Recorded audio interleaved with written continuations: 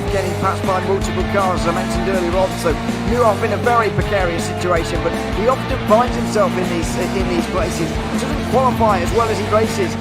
Up front, they are getting with Lee Aberdeen and Luca Varani, not very far apart at all here. But I just want to see how Alistair Haight deals with Marcello Kessler coming around the old hairpin.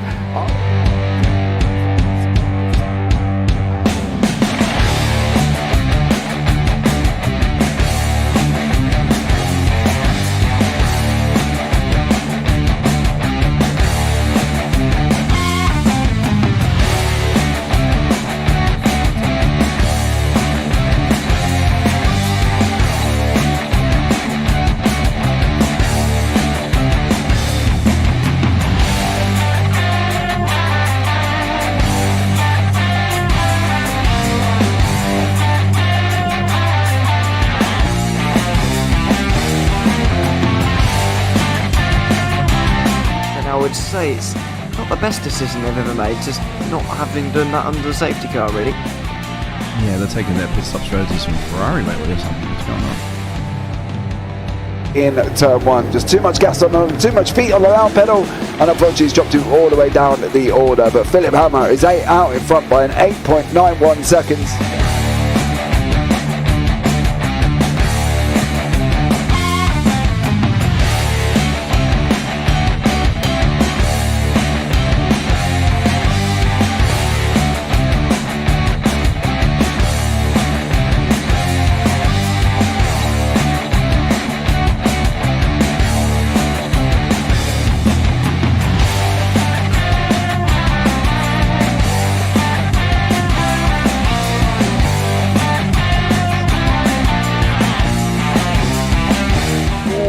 Dan Michael is a wall there, sir.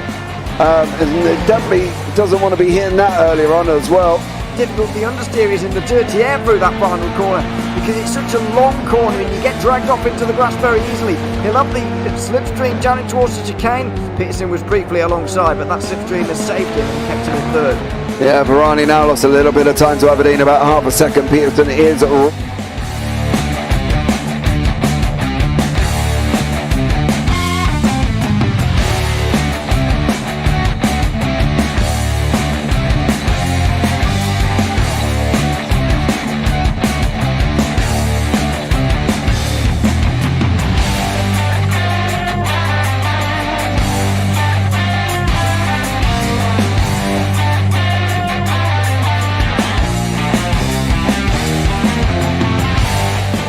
Pike's pushed Morton forward up ahead. He's got out of line. It's now Pike going to have a go at Werrell. Don't push him off. He's in the championship fight. Jack Werrell chasing down Carl Jacklin. Further down, Rob Williams and Chris Barnes. Sensational run outside line now though for the heavy braking zone. Around the outside goes the Audi R8. Look how much Miller's come back into play. Exactly. Miller's still start dropping. He's not on second and change. All of a sudden Miller's back in play.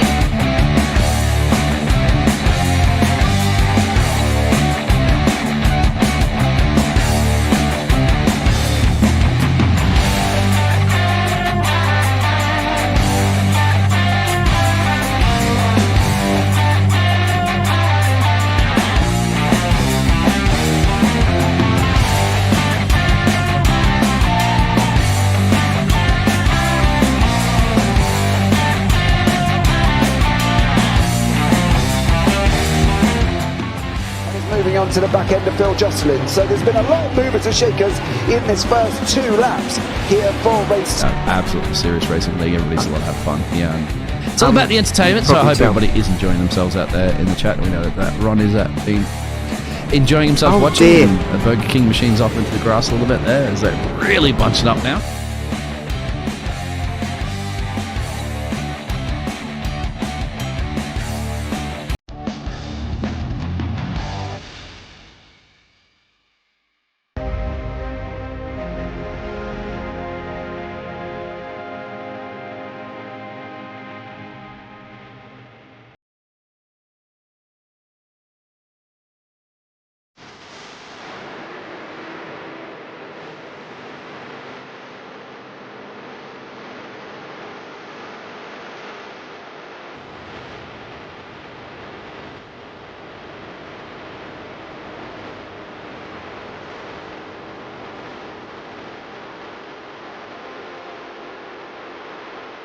Coming down, does he have it?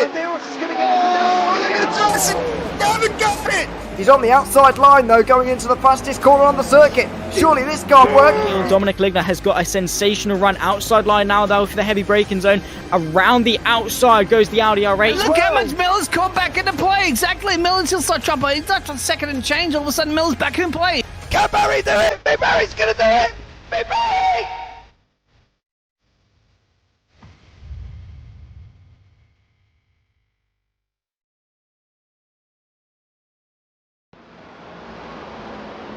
Good evening and welcome to the Triple Bypass Racing Round 12 live from Charlotte Motor Speedway. I am James Parfitt. I'm going to be joined in the booth by Michael David this evening, who's going to be here with me bringing you all this action. What is the action we have got for you? Well, we have got a 5-minute qualifying.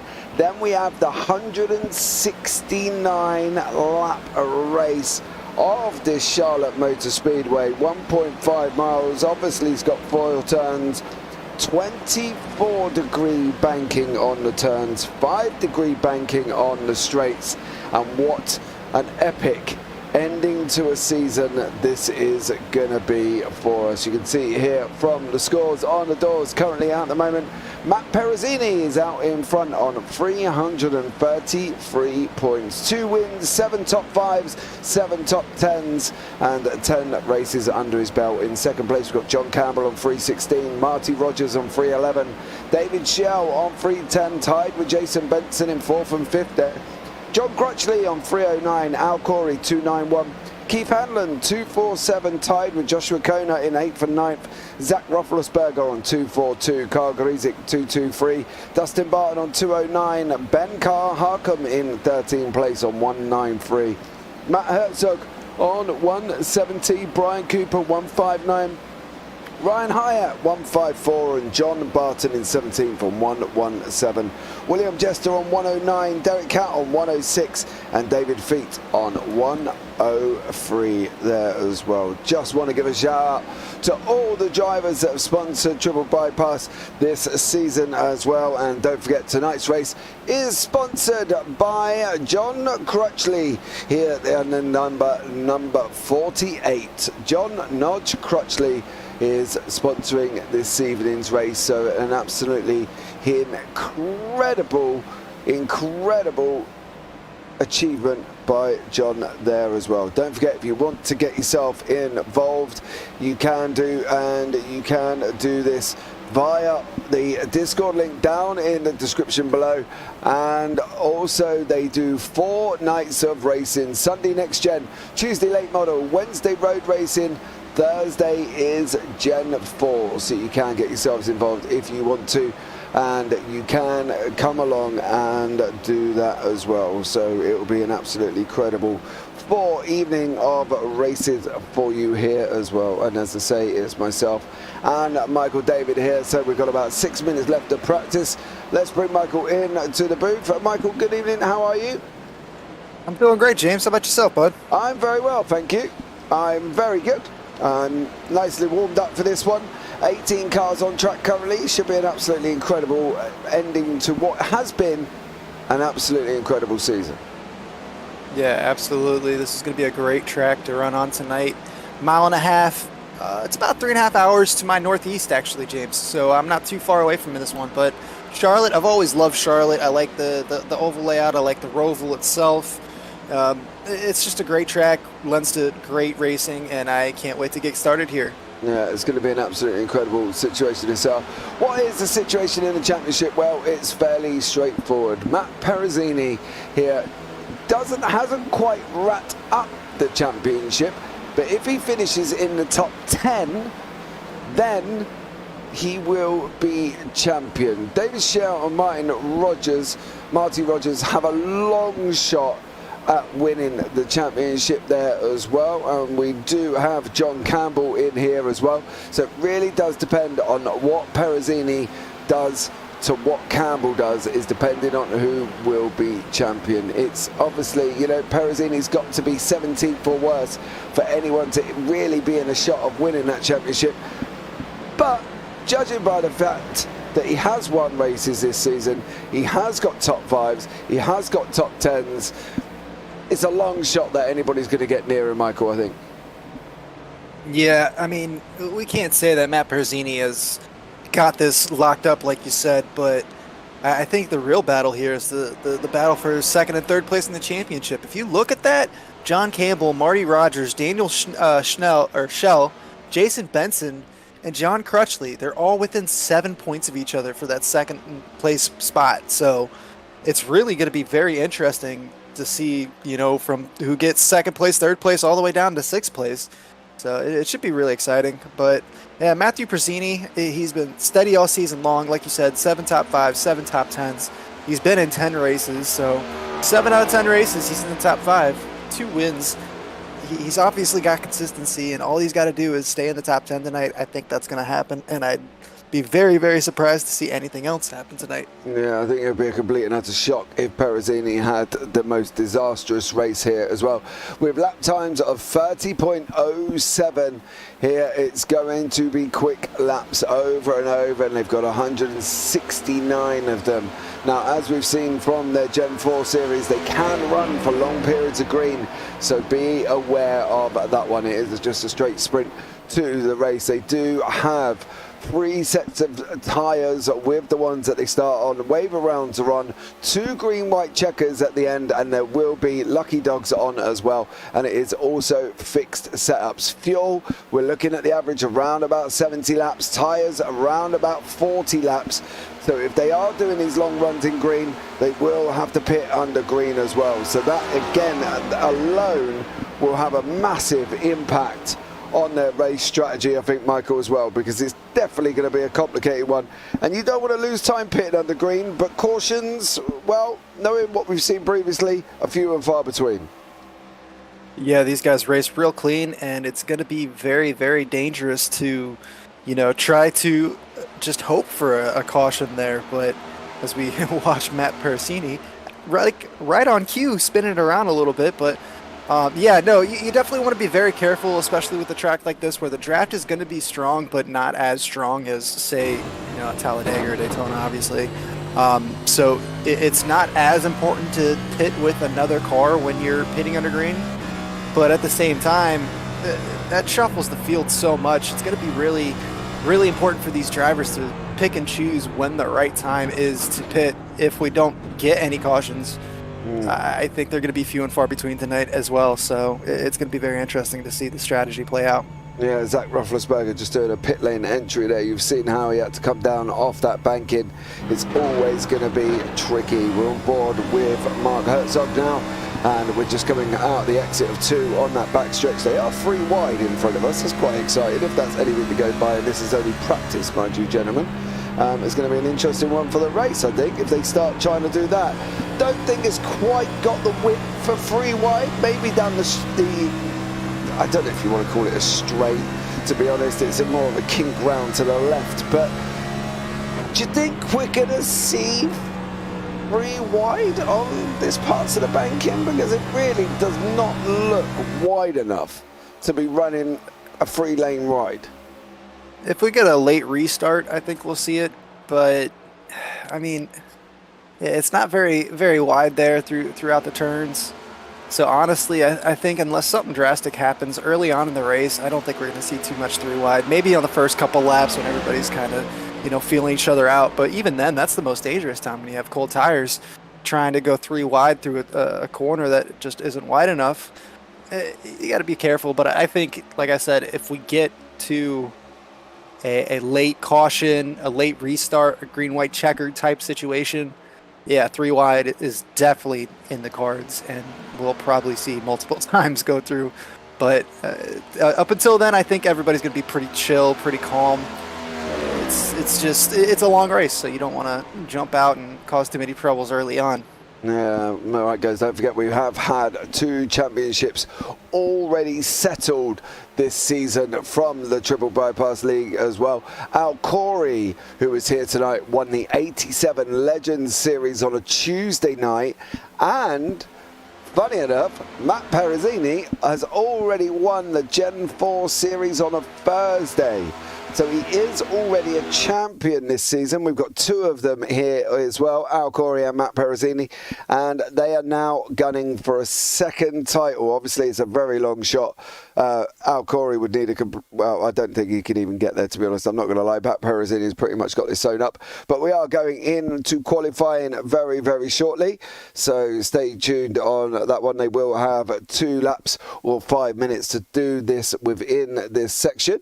But we can jump on board with Al Corey, of course, the man who's taken the 87 Legends Series Championship already and is here tonight putting up a good old fight in this Cup Series. So 2 championships down, 1 left to go for this Triple Bypass League. If you want to get yourselves involved, as I say, all Discord links down in the description below, and you can come along and do some racing. Don't forget, there's 4 series happening next season as well. So there is 4 series happening next season, and you can get yourselves involved in any single one of them, which will be absolutely amazing for this league. If you want to come along and join in, it will be incredible as well. And you never know, might get to see yourself on YouTube. So what more can you ask for there? You can message mum and tell her you're famous. So there we go.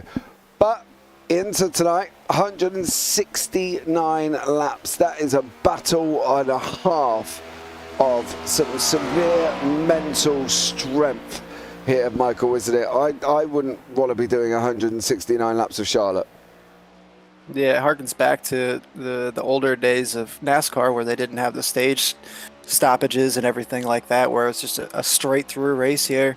It's definitely going to be a mental challenge, that's for sure. These drivers kind of get into that focused zone that it's so hard to break out of, but if you lose concentration for just one moment, 1 millisecond, 1 split, just fraction, you could be in the wall, your race could be over, you could be in the side of somebody else, somebody else could be inside of you. It's such a challenge to go through these oval races that are so long, and I agree. I tip my hat out to these guys that run these longer, almost endurance races as far as oval racing is concerned, and it's crazy. But these guys are definitely tough drivers here. They know what they're doing. Obviously, this is the 3rd championship that's coming to an end here with the Triple Bypass this season. But it'd be very interesting to see Matt Perezzini, pull off the double-double, dude. Just go ahead and get 2 championships in 1. Yeah, why not? Josh Racona, let's go, boys. Let's go. Welcome in. Thank you so much for joining us as he is racing. Well, he's on track at the moment, so that's quite impressive if he's on track and typing in YouTube at the same time. Not quite sure entirely how they do that. I couldn't do that myself, to be honest. I've got a funny, not capable. I'd have to concentrate. Driving. I don't know about you. There's no way I could do that. Yeah, there's no way I could do that. Driving on a qualifying lap when you gotta just put everything you have into that one single lap, and then to just be so nonchalant, just typing in the chat. Yeah, there's no way I could do that. No, my wife tells me enough. I can't multitask, so I'm going to fully agree with her. You know what I mean? But we have got Mark Herzog on 1st place at the moment. Al Corey 2nd, Carl Grizik 3rd, Ryan Hyatt 4th, Dustin Barton 5th, David Shell 6th, Brian Cooper 7th, Keith Hanlon 8th, Marty Rogers 9th, and Matt Perezzini all the way down in 10th place at the moment. Wow. That's a surprise for some. Yeah, he's definitely making it interesting, isn't he? Maybe he's just trying to give himself a little bit of a challenge tonight. Wants to make things interesting. I'm cool with it. Work his way through the field maybe a little bit, or maybe he just kind of didn't have quite the lap that he wanted. But either way, I think Perezzini is exactly where he wants to be in this last race of the season. Well, only time will tell if Perezzini is where he wants to be, I think, on this one, Michael. It's hopefully he'll manage to hold on to this championship. As I say, it's a very, very long shot that anybody's going to be able to take it away from him, but you never say never. So let's see here this evening and see what happens, and basically let's just sit back, enjoy yourselves, have a chat with us, and come and watch some great epic NASCAR evening of racing round Charlotte 169 times, mind you, as well. That's what they've got to do. So we are coming just to the end of qualifying very, very shortly. And that is the end done and dusted. So the grid itself, Mark Herzog is in first place. Al Corey will be second. Carl Griesig third. Ryan Hyatt fourth. Dustin Barton is in fifth. David Shell sixth. Brian Cooper seventh. Keith Hanlon eighth. Marty Rogers ninth. Matt Perezzini down in 10th. John Campbell down in 11th. Your two championship protagonists further down the order. Jason Benson is currently in 12th. Then beyond that, you got Oliver Turan in 13th, Derek Catt in 14th, John Barton 15th, Joshua Kona down in 16th, John Crutchley, tonight's sponsor, down in 17th place, and Zach Roethlisberger in 18th. So there we go. Well, what have they got to do here? You know, what's the situation when you're looking at the fact that you've got a 169 lap race? What are you hoping? I typed it before I qualified. He said, okay, that's fair enough. What are we looking at here, Michael, in forms of mental preparation, race prep, positioning? When are you going to want to make that move? When are you not going to make that move? What do we think overall here is going to be best? Everybody's going to have every driver's going to have a different race preparation. Everybody's going to have their own little mental thing to kind of, calm themselves or maybe hype themselves up before a race. I think something like this, you want to just kind of go into it with your head down, just kind of knowing that you're in it for the long haul. So you don't want to make too many excessive moves early on. You don't want to, risk anything crazy too early. There's no point to that.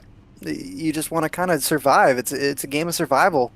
You want to wait until there's about 20, 15, 10 laps left before you really show your hand and, make a move towards the front of the fields if you're in the top 3 or 2, but it's just really just keeping focused and finding a way to stay safe. That's all it is. It's 169 laps. You can't jump the gun. You can't go too quickly. I do want to point out real quick, Zach Roethlisberger about an 18th spot did not take a qualifying lap here, so he chose to qualify or to start at the back of the field. So that's going to be interesting, something to keep an eye on.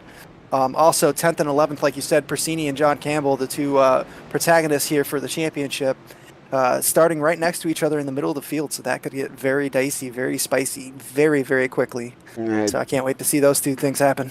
Yeah, absolutely. Don't forget, we've got Ford Mustang of Roethlisberger, then we've got the Toyota Camrys, and we've got the Chevrolet Camaros here as well. So we've got a full grid of full manufacturers, and one that is going to be incredible, I think, as well. We do love a good NASCAR race here, and what more than a Sunday evening watching these triple bypass boys hurtle around Charlotte on 169 laps. So let's see what happens when we get going and underway and ready to produce some amazing racing.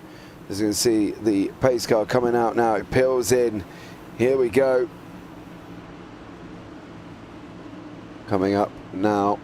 We've got Herzog on pole position with Corey. He's keeping everybody backed up. He's gone now. He is through, and we are underway straight away here with Carl Griesig trying to touch down on the inside of Al Corey. Does make that run done there as well, and Griesig does jump Corey right at the beginning. Corey already into third place, and we've got this bottom line and this top line making moves here, and we're going to have to see. Oh, no. Ryan Hyatt got a big slap there from Brian Cooper. He's all over the road at the moment. Not entirely sure what the action or the game plan was, Michael, but he did look a little bit loose there. Yeah, that second kind of group there is let the front runners kind of get away from him because they can't stop touching each other. They just keep kind of bump drafting each other right there. And this early in the race, that's very, very, very dangerous. I'm surprised that we were able to keep any incidents out of line. Everybody was able to stay out of the wall, but that was very dicey there. It definitely was. Brian Cooper again getting a little bit out of shape. They're trying to take it 3 wide back here as well. Keith Handler and Marty Rogers at the same time. And we've got Matt Perezzini on the inside, car number 24, leader of the championship, the man that's already taken the Gen 4 championship this season and is now trying to add the Cup Series to his tallies here. And, well, you've got to be honest, right? That was quite a scary start there. They could have had a full course yellow straight off the bat, and they already look like they're kind of trying to battle with each other. I'm not sure if I would want to be battling this early on with still 165 laps to go. Yeah, it's a little early for that, but these guys have been doing it since the green flag, so they clearly aren't caring about the fact that this is the last race of the season. That's 169 laps. These guys are out there to go, go, go, and they're ready to get it. So that's exciting for us. It was very, very, very tense there for a few laps, but everybody came through on the right side of the fence, so we should be good there. Roethlisberger started down in 18th, already up into 14th place, so he's definitely been on the move. Looking at Roethlisberger, the only Ford Mustang in the field, like you said. So that's going to be interesting to see how that Mustang does compare to this very Chevy-heavy field. So it's going to be interesting to see that. Lots of Chevys out here today. Also, Kyle Gretzek, man, he had such an amazing start there, but nothing compared to Barton. Barton all the way up into first place now, up 4 spots.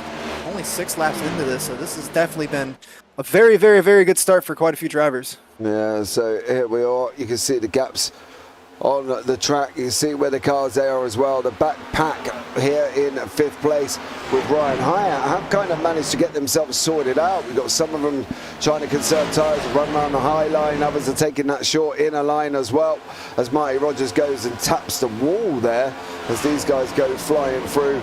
And the top 4 you can already see have opened up a bit of a gap. It's 1.8 seconds back from the leader to this man, Ryan Hyatt, sitting in 5th place at the moment. What have they got to try and do this early on? You know, we've obviously got the likes of Perezzini trying to come through the field. Roethlisberger wants to make moves through the field as well. John Campbell has not had a great start to this. He's down 3 and down in 14th place at the moment. He's obviously another one within the main protagonists of the championship. You know, yeah. I know we talk about racing, and I know you talk about the fact that, you know, should they be racing earlier on? What they clearly are. They're not holding back any point at this moment in time. No, they are not holding anything. They're all out there for the knockout punch.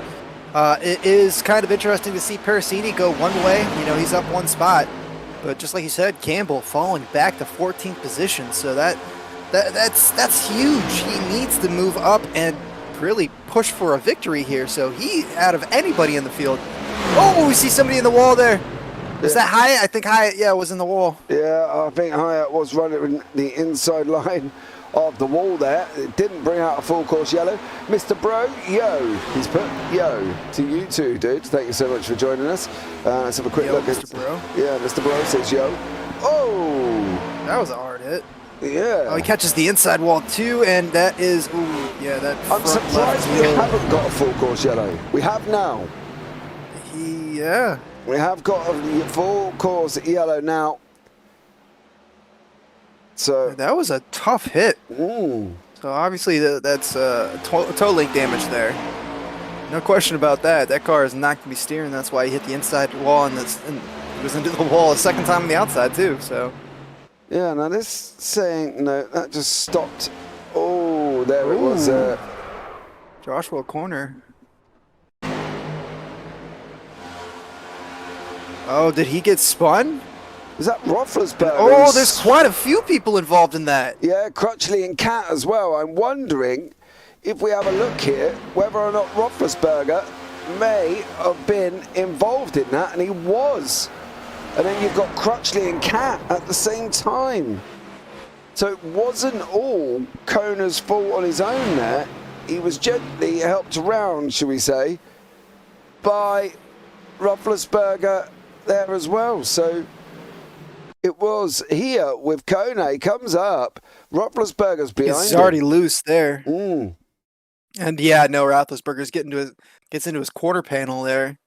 Just shoots him straight into the wall. There's nothing that quarter can do. Then Derek Cat takes a little damage from him from the spinning car, and then just gets Crutchley. into our Crutchley there, and not really anything either that the 48 or the 2 car could really do. And so we see there the 68, the go to IHOP car there. That's John Barton. Absolutely just getting through with just complete luck there. Yeah, absolutely. So we've got the first caution on lap 9. Yeah, the first caution. Yep. Well, lap 10. Joshua Corner. Yeah. I got loose after turn 4. Yep, he definitely got loose, and yeah, Roethlisberger just didn't have any place to go. You know, he had a good run there, and you know, Josh just got loose. It's just a racing incident, really. Yeah, the rest, as they say, is history. I wonder if I can have a quick chat with Matt Perezzini. Am I going to be chancing my luck pulling Matt in to the booth here? Let's have a quick chat, and just so he knows he's going to be coming in, I've dropped him in the waiting room. Matt, you are up in the booth with myself, James, and Michael. How are you?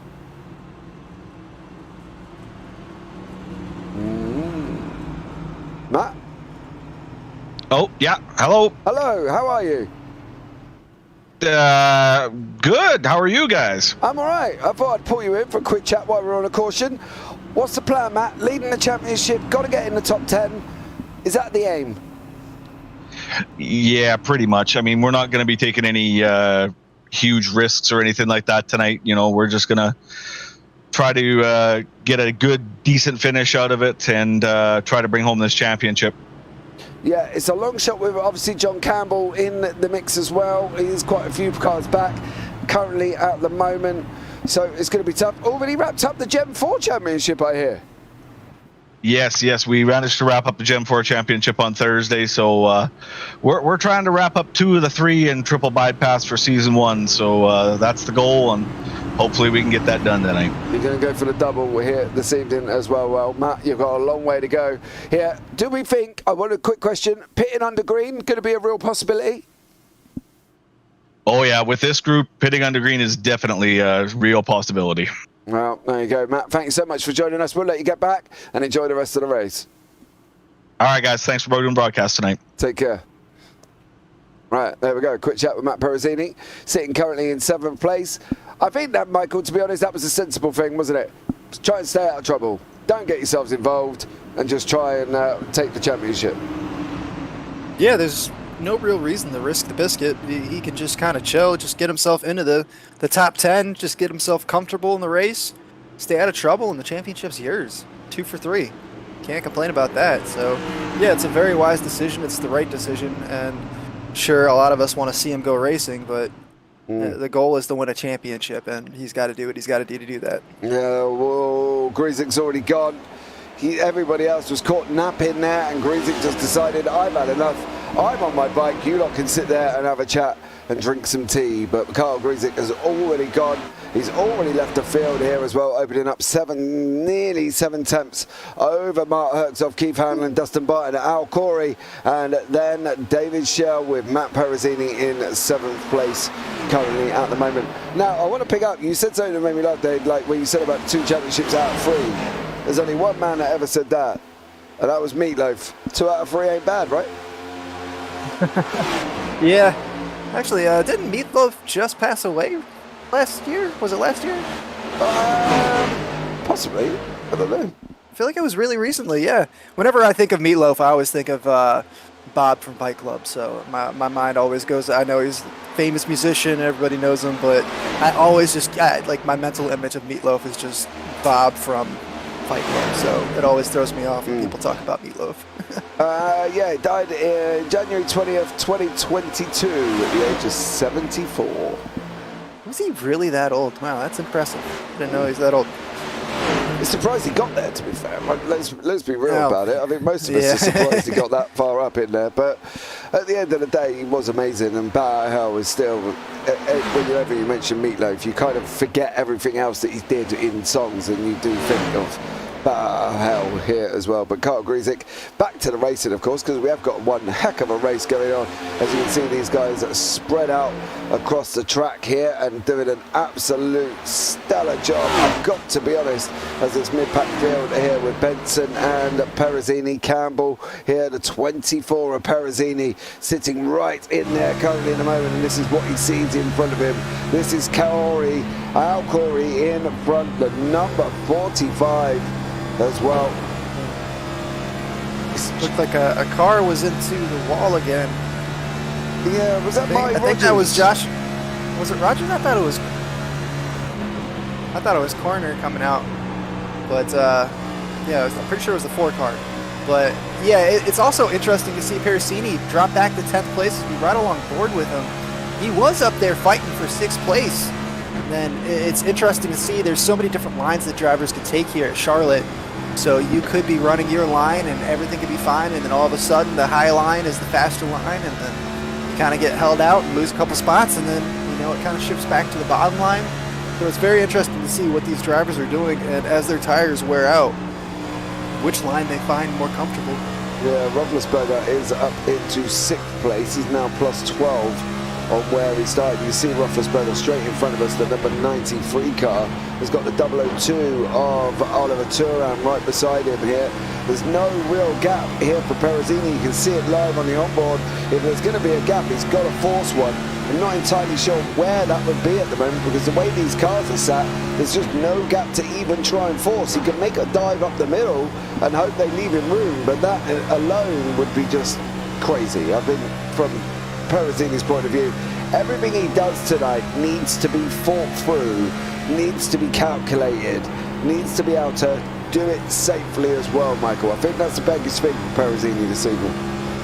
Yeah, he definitely can't be scared, but he's got to be very cautious at the very least.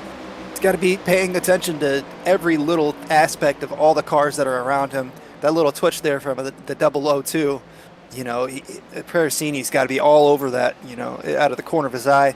Just completely just on a different level right now of, taking this race into consideration. But yeah, I also do want to point out real quick, I'm looking here at the standings, the season standings coming into tonight. Zach Roethlisberger, we talked about it, we mentioned him earlier in the broadcast, started 18th, he's moved up to 6th place, so he's plus 12, I think you just said? Mm-hmm. Yeah, plus 12 right now. He's raced in 7 races this season. He's got 5 top 10s, 5 top 5s, and 4 wins. So he's only raced in 7 races, but 4 of those 7 races he finished in the number 1 spot. And he's showing why right now, all the way up into 5th place. So, just starting from the back of the pack in the final race of the season, maybe you just want to have some fun tonight and just show what could have been. Maybe if he's able to run those extra 3 races, maybe we're having a bit of a closer championship fight here tonight between him and Perezzini. Yeah, I think this is where this league here shows off when we talk about IR in iRacing. Why isn't important, right? We've got Roethlisberger 6K, okay? Flat out 6K IR. And then we've got Perezzini winning the championship here, won the Gen 4 already on Thursday, and he's sitting down at 1.3K. Now that alone shows you the irrelevance of iRating when it comes to racing, because clearly you would have thought Roethlisberger, if he had been here for every race, he would have just run away with it. But Perezzini's, at 1.3K, it just shows that that's an irrelevant scoring system when you're trying to compare the driver ability. I think in a situation like this oval type racing, I definitely agree with you. I think when it comes to a couple different types of racing, I think it does mean a little bit more. But I agree, for the most part, that the iRating really is kind of pointless when trying to compare these drivers, because just like you said, 1,300 iRating out in front of the championship, and you got, Zach Roethlisberger sitting back in, 10th place right now overall in the championship? Yeah. Even though he's got 4 wins. So, yeah, it's kind of luck of the draw, really. It doesn't really mean that much, because as we know, public lobbies and league lobbies are completely different. So, you know, the amount of comfort that you get when racing against the same people week after week after week compared to just jumping into a public lobby and having to, you know, have your eyes in the back of your head at all times and still getting dive bombed and just like absolute craziness. And I mean, obviously iRacing is not as bad as some other, you know, racing games, but it's just a complete night and day difference when you can join a league and be comfortable week in and week out with this, being able to race cleanly with the same group of guys out there. Yeah, absolutely. I fully agree as well. League racing is just a different story altogether, as we're on board here with Jason Benson in the 42 Chevy. Got Al Corey in front of him currently as well. Corey down 8 on his grid start. So massive drop from Corey there, but you can still see the leaders, which is always good. And, you know, hopefully shouldn't have any problems, but we'll go back up into the Roethlisberger Turin Perezzini battle here for 5th, 6th and 7th place. Roethlisberger hasn't made the move forward like I thought he would do onto the back of Mark Herzog once he cleared through the traffic. Don't get me wrong, you can see him in the right-hand corner of your picture there, so he's not exactly too far back, but I thought it would have been a little bit closer once he cleared it at the end of the day. But Turan is still not letting him go, Michael. He's still running him. He's still keeping him honest, you know, and that's the thing here. Although they're spread out at the moment, you can see it's basically 6.8 seconds to Barton, who was in 15th at the moment. John Barton there, down in 15th place in the Camry. You know, there's still not a massive gap. It's not insurmountable when we talk about gaps in NASCAR. You know, if we looked at a 6.2 gap in a road circuit, you'd have a completely different concept of what we're talking about. But 6.2 gap in a NASCAR is just, well, it's almost irrelevant because anything can happen. Yeah, and the draft is so much more important. So if you can get that hookup with the car in front of you, it's just going to drag you in. We just saw, we were talking about Turin, and we were talking about Roethlisberger and Turin there, and Roethlisberger not making any leeway. And as you're having that thought, as you're saying that, we're sitting here watching Roethlisberger do exactly the opposite because he was able to get into that draft of the 57 car right in front of him. And this is just bringing him into play. He's got a strong opportunity here to make his way, not obviously he's already in the top 5, but up into the top 3 and possibly up to the front of the field. What a run this would be. Staying to the inside, though, so I do worry about his tires starting to go off maybe a little bit sooner than some of the drivers that have been holding that outside line, but it doesn't seem like it's bothering him too much at this point in the race. So maybe that's not really becoming an issue as we see. Oh, Barton got really wide there, almost hit the wall. Yeah, 3 wide at one point there as well, with Hamlin in the middle. And Barton, look at that. Yeah, Roethlisberger sneaks up and makes the most of that opportunity given to him. Again, something you've got to do here.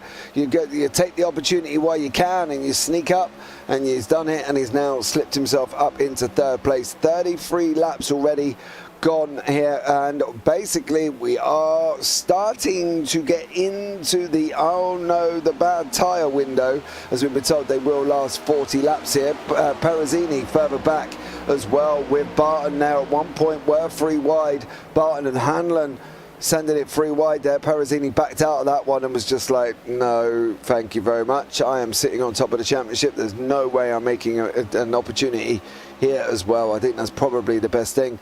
John Crutchley, of course, our sponsor for this evening. So massive thanks to John for tonight's sponsorship. And he is sponsored tonight's race in that 48, is currently sitting down in 13th place with Brian Cooper in the 96. You can see them both there on your screen together, sitting here currently as well in 12th and 13th place. They are slowly dropping back though, Michael. You know, we talk about it on the BSC that we do on a Tuesday with me and Kenton, and we talk about how a pack, dropping off a pack, could highly affect your race, because a pack of 6, the airflow difference between a pack of 2 is completely different. You know, from Cooper's point of view, he's got to try and lock up to Crotchley and push him forward. but Crutchley seems to be going that little bit more quicker, where he's kind of doing it solo almost, isn't he? Yeah, you really got to be careful. Once you start losing touch with the car in front of you, you really have no real chance of making up that ground, because the draft is so strong in NASCAR, especially someplace here, a 1.5 miles. So these cars, and it looks like, what's that? I thought I saw somebody in the wall there just a moment ago, but Herzog now up front, as we jump up front here, has Roethlisberger breathing down his neck. He's had Roethlisberger behind him this entire time, ever since Roethlisberger got into the top 5. So these two have moved up to the front of the field together in unison almost. So it's going to be interesting to see if maybe Roethlisberger is going to try to make the move, or just kind of hang out a little bit longer, serve his tires a little bit, enjoy the benefit of that draft, and just wait for the pit stop cycle to start happening. Yeah, what would you do? Michael, you come into a race, you're at the top of the championship, you're winning the championship here by 17 points. What would you do in this current situation? How would you be driving this? I mean, I would not be scared to drive. I'd want to, make sure that I'm not on the cusp of that. I don't want to be sitting in 9th place if 10th place is the last place that I have. I want to move up the field just like Parasini's doing, but I want to do it as carefully as possible. We saw him back out of a 3 wide situation there just a couple laps ago, and that's the right move to make. Push, sure, you want to be comfortable. You want to know for sure that you're gonna win that championship, but there's no reason to take any stupid mistakes right now. There's no reason to force anything. Just kind of hang out right now. He's sitting in 5th place, perfect. He could afford to lose a spot or two here in the pit rotation that we're about to come onto, and not have to be stressing about anything. So just keep your cool, keep your head down, and just stay out of trouble. That's what I would do. Yeah, I fully agree with you. I think from Parasini's point of view, I'd be looking at probably staying whereabouts I am in 5th if I can, without any troubles here as well. Roethlisberger has just gone past Herzog and has now taken the lead. He's grabbed the ball by the horn and is now running and trying to get away. Is he going to be able to get away? That's going to be a different story altogether. But we will see as it goes on. Herzog down 1 position from where he started on pole, of course. Grizik still in the same place in 3rd. Keith Hanlon, Matt Perezzini up 4 and 5 respectively. Ryan Hyatt is down 12. He's down in 16th at the moment, and it was qualified in 4th place, unfortunately for him, but he is down after, he hit the wall, but he didn't hit one wall, he hit both walls, the inside and the outside. So there we go, as Brian Cooper has just got overtaken by John Barton. Barton moving ahead here in 14th place at the moment as well. He's got a long way fight back, mind you, to get onto the back with Crutchley, but we've still got a long way to go in the race as Roethlisberger, Herzog, Grizik, Hanlon, Perezzini, Shell, Turan, Corey, Benson and Barton round out your top 10 here. Favourite oval track, Michael? What's your favourite oval track? Probably Richmond, just because I kind of grew up in Northern Virginia, not too far away, a couple hours away from Richmond. Yeah, I'd probably say Richmond. Oh, okay. Just has a nice spot in my heart. Yeah. What about you? Do you have a favorite oval? To drive, I think it's because obviously, obviously being in the UK, I haven't been to these tracks. So to drive, I've got to say I do love a bit of Daytona.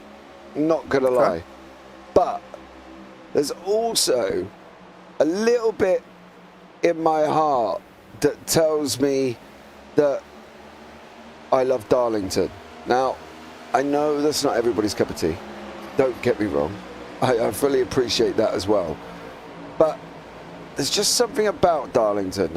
I don't know what it is, but I do like it. I like the fact it's a different kind of oval. It's a more triangular oval shape. It's different compared to everything else, and I think that's got to be one that's kind of a little bit of a favour as well, I think.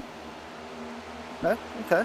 I'm a little concerned, but we'll move on from there. Why are you concerned? I always feel like me and you just can never. Like we were in such a nice groove of finally agreeing on tracks. Yeah. And then you had to drop Darlington on me. I'm not a fan of Darlington. Well, I can't really answer about Richmond because I've never driven it. Now, obviously, I don't live there, so I'm taking it off experience. Well, of driving. I don't live there anymore. I know, but I'm just saying, taking it off. It's like I don't live in Brazil, but I love it in Lagos. So Well, I mean that's that's quite the drive there. You know what's funny though is Darlington. Let me see here. I don't think I'm more than an hour and a half away from Darlington. And you've never been? I've never been. No. Man, I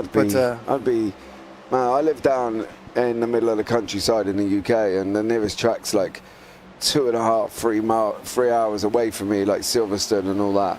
And then when we go further up than that, with Alton and Croft and all that, they're miles away. But that's about the same distance for me. Yeah, but there seems to be a racetrack near everybody I talk to in America. I speak to Ryan there's a O'Connor, lot of small like oval tracks and stuff like that. I speak to Ryan O'Connor and he's like, yeah, I'm going to Chicago for the NASCAR. I said, why? He said, purely because I want to see how they're going to make it work. I was like, okay, fair enough. Go for your life. That's coming up, at the end of the month, 1st of July, I believe, is the Chicago debut of the Chicago Street Circuit here as well. So, I don't know, there just seems to be more there, more tracks that you can go and visit. I don't know. I'd love to go to Watkins. I'd love to watch a race at Watkins Glen. I think that would be incredible. Okay. If you ever come to stateside, you and I can go to Watkins. I got a place for us to stay just a couple hours away from there. That one, yeah. I would love to go to Watkins with you. Yeah, I think that would be amazing. Let's go. Absolutely amazing. Do an IMSA race or something like that. Yeah. Let's do it. I wonder what their schedule is, because I'm supposed to be heading to, well, how far away are you from Chicago? From Chicago? That's, You're going to tell me it's a trek now, aren't you? Oh, yeah. I'm not sure if you realize how big the United States are. But Mate, I don't give over. I'm just saying, okay, the United States is basically bigger than Europe. Well, everything's bigger than Europe in conjunction. I'm not going to lie. You know what I mean? If you're not including Russia, yeah. Where are you then? I'm in the southeast, so I'm in South Carolina. So hold on. We're flying. Yeah. Aren't we? But I got family in Western New York, not too far away from Watkins Glen. Okay. So Myrtle Beach to Chicago. Let's see here. Chicago to Watkins Glen's only a 9 hour if you're going to drive. Well, it's 14 and a half. Chicago is 14 and a half hours for me. Oh, good blimeys. It's a long old way, wasn't it? You know what I mean? I think that's a trip we might have to put on the back burner. That's a flight. That's not a drive. Yeah, that's definitely back a on track here. Let's get back here with Persini back in 6th place right now, right on the tail here of Shell, but not really being too aggressive, but keep in touch with this group of cars here, and just racing smart. I like everything that Matthew Persini's done so far tonight, and I think if he's able to continue this, then the championship obviously is in the bag for him. Yeah, I think it's weighing up what we talk about generally most weeks and most races of risk and reward. If he risks it for a biscuit, he's going to possibly end up taking himself out. And once he does that, the championship is, it's made harder. There we go. I'll use that term. It's made harder. Whereas if he's got the pace and he's just picking these drivers off bit by bit by bit, he's not making any stupid mistakes. Brian Cooper there as well has just gone past him in the 96. Brian has been into the pits as well. So, there's been a cycle of pit stops. Obviously on lap 11 under the caution, they all dived in here as well. So we're going to be looking at if they're coming in for fuel on lap 11, and they filled up. The tank's going to go from 70, so it's going to be round about lap 81 on their next move. If they've taken tyres on lap 11, the tyres will start dropping off, well, any time from now, give or take, right? You know, we're well above our best lap times at the moment. Perezzini's doing a 30.3. 4 was his best. His last was a 31.5. So he's already near enough 1.3 seconds away from what his best lap times are. So obviously there's dead kicking in and there's a drop off on pace, right? So in hindsight, anytime now, these drivers will have to look at coming in for tyres. They would have probably already taken one set.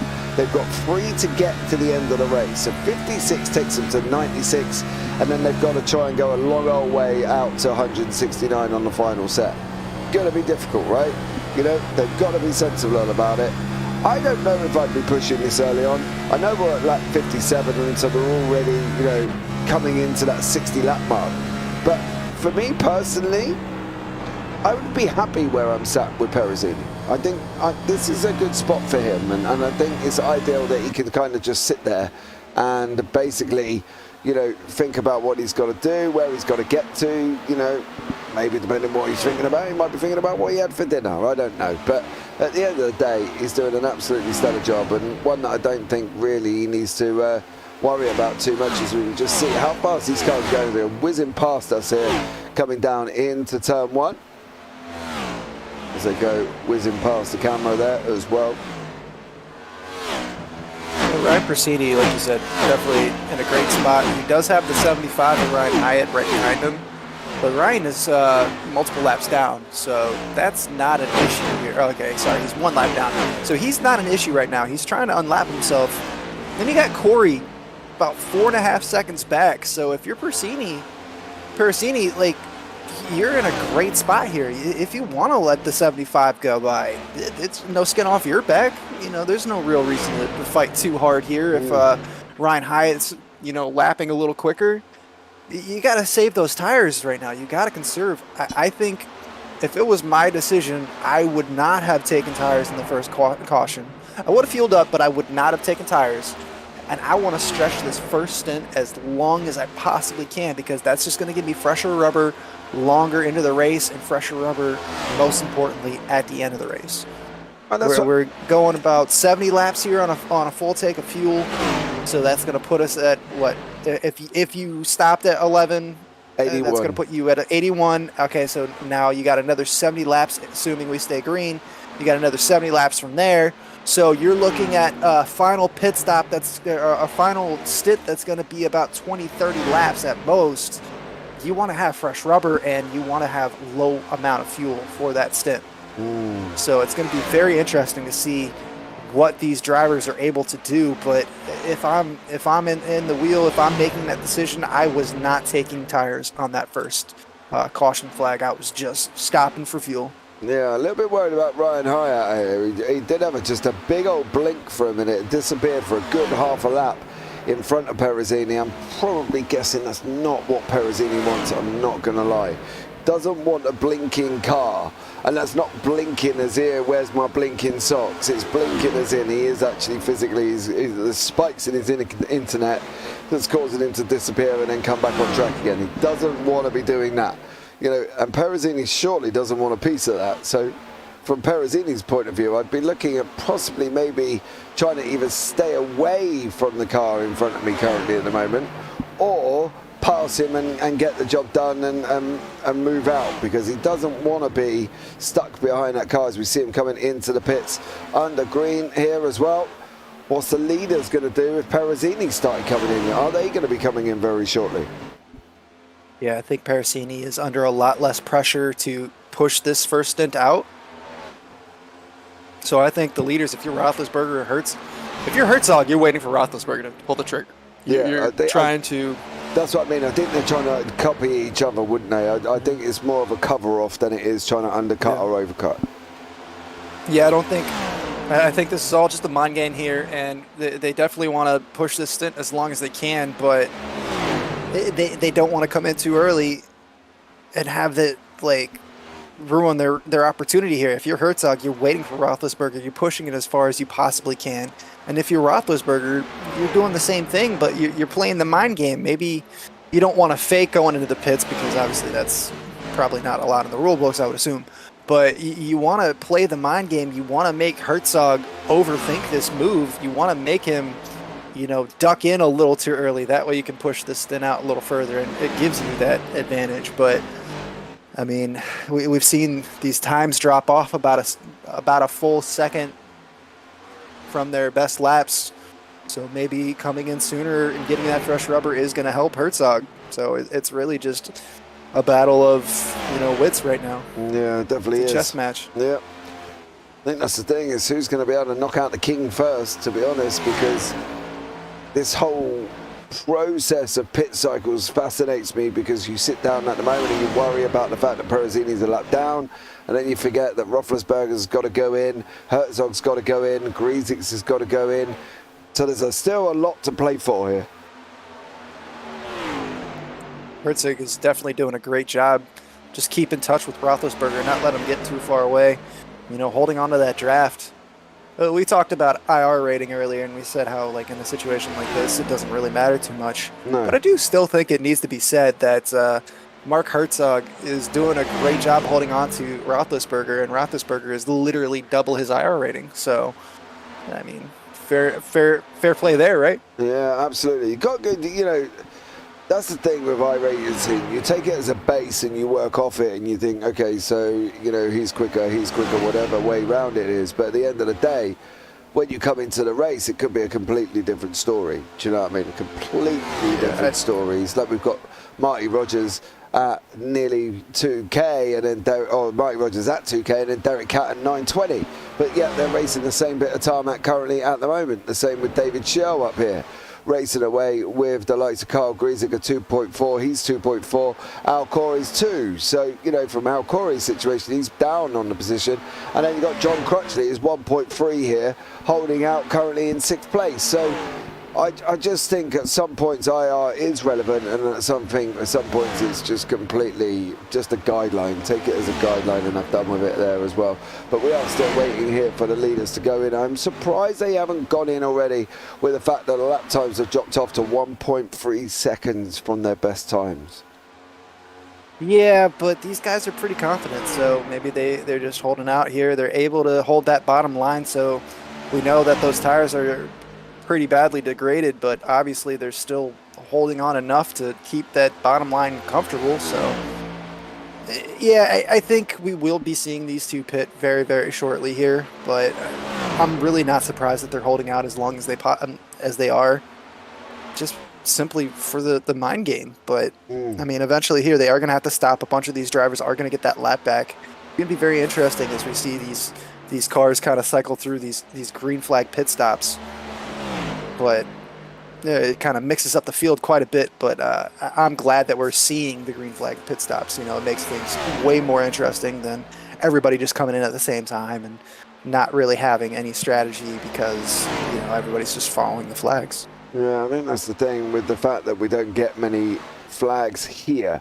I think that's the situation. If there was, if we knew that there was going to be more flags, they would be quite happy to deal with that. But we don't see many. We've seen one. I personally think that's great. I like green flag racing when it comes to NASCAR, especially. I've never really been a big fan of the stage setup. I like the older, version where you have a 500 mile race and you're racing for 500 miles straight. So it's just something that I've always thought that I wish that NASCAR would go back to. So seeing it here in action in the Triple Bypass Racing League it's really, really, really comforting to me. It makes me feel like I'm a kid again. Yeah, it definitely does. And there's a nice little tidy battle with Oliver Turan, Ryan Hyatt, and also there's not Perezini involved in that. That's the 01 car of David Schell here. So it's got to be a little bit careful. You don't want to get yourself kind of involved in that, and that is not helping. That blinking there from Hyatt, who knows nothing about what's going on, and I'm sure he's probably been told by the other guys in the race at the moment, hey mate, this is happening here, please be a bit careful, because the last thing you really want is for that internet issue that he's not aware of to cause anyone else a problem around him currently at the moment. Now these guys were close together, they're slightly more spread out. We've still got these Roethlisberger and Herzog battling away at the front of the field, Michael. I think this is going to be a continual run until one of them makes that move into the pit stop. If they were going on the 70 laps, they are going to be looking at around about lap 81 here. So another 6 laps, and I think these guys should be in the pits. Just moments ago, they both ran a 31.52. That last lap, Zach Roethlisberger ran a 31.56. Mark Herzog, yep, 31.52. So these guys are running very consistent lap times here. So it's very interesting to see, but I think you're right. We're going to see one of these two dive down in the pit lane here momentarily. Yeah. It's just coming to the end of that stint, and there's not really anything else they can do. They can't hold out forever. No, they can't, unfortunately. When the tank says it's empty, the tank says it's empty. It's definitely not going to be able to get on. We've got Corey in the pits, we've got Crutchley in the pits as well. Everybody is lapped basically up until Turan in 5th place. Oliver Turan there has also been lapped. So it's Barton who is currently the only man left with Shell Herzog on the lead lap currently. So that's going to be an interesting... Also not pitted though. Sorry? Those drivers also haven't pitted. No. Well, Barton might have, but no, Shell and Herzog and Roethlisberger, obviously, that's why they've been able to lap the entire field so quickly, is because they've stayed out and everybody else has come in. Yeah. So I am surprised they're not in. I've got to be honest, but as I say, they can get to about lap 81 if they fuel max on a fuel tank. It depends on, obviously, from Herzog's situation, how much fuel he's managed to save behind Roethlisberger here. So there's all that to play into consideration from Herzog as well, isn't it? Yeah, that was a big hit on the wall there. I think he got away with it, but that was a big hit to his rear right quarter panel here. But obviously able to conserve a little bit more gas while he's using that draft. He's able to kind of coast a lot more, but I mean, you can only stretch that gas, that fuel out so long. I think, wow, yeah, they're still both staying out. This is very, very tense here between the two of them. They must be really just trying to push it to that lap 80, lap 81 marker. As we see, they're on lap 79 here, so they really can't go very much further than this. No, they definitely can't. It's got to be coming soon, I would have thought. 2 more laps and they would have been into the pits. And I think, yeah, they're going to be definitely got to be under pitting at some point here as well. David Shell has now also gone in to the pits. And Barton has also gone in as well. So we see Herzog almost playing with Roethlisberger there, nearly getting close to him, nearly making the decision to go for it, and then backs out and then does not. And then these guys are the only ones left on the lead lap, I should say, here with Roethlisberger and Herzog. Herzog running the top line now, trying to... Whoa, there we go. He has managed to save fuel. Roethlisberger's in. It's going to be Herzog's last lap here, I would assume, coming around on lap 81. But that was a late dive into the pits for Roethlisberger, so not sure if they have to announce that or not. We'll have to look at the rule books here, but that was a very late lunge into the pits. So Herzog, I'd be surprised if maybe he pushes one out, but once Roethlisberger gets out of the pits on fresh rubber, it's going to be pointless to stay out there because you are so far behind. Yeah, he's now dropped in. He is coming in. Yeah. I think that's the right thing to do now as well. But he's managed to enter the pits cleanly as well. He's not come in with a group of 5 or 6 cars, and he's decided that enough, I'm going to come in, and he comes in on his own. And this is where these lap drivers will get this lap all back as well, which puts Perezzini currently in prime spot, sitting in 2nd place at the moment. Obviously pitted way before these gentlemen. He pitted down on lap 62, so 20 lap old tyres already here for Perezzini. And you know, it's going to be, obviously that's going to make a sizable difference. The guys have obviously pushed out as far as they can go, and Perezzini pushed out to lap 62. Yeah, and we're seeing the field really start to even back out. All those drivers that were a lap down have all gotten their lap back now. Roethlisberger back into 6th place here. Herzog falling all the way back into 12th place. So staying out that long really didn't help them that much this early in the race.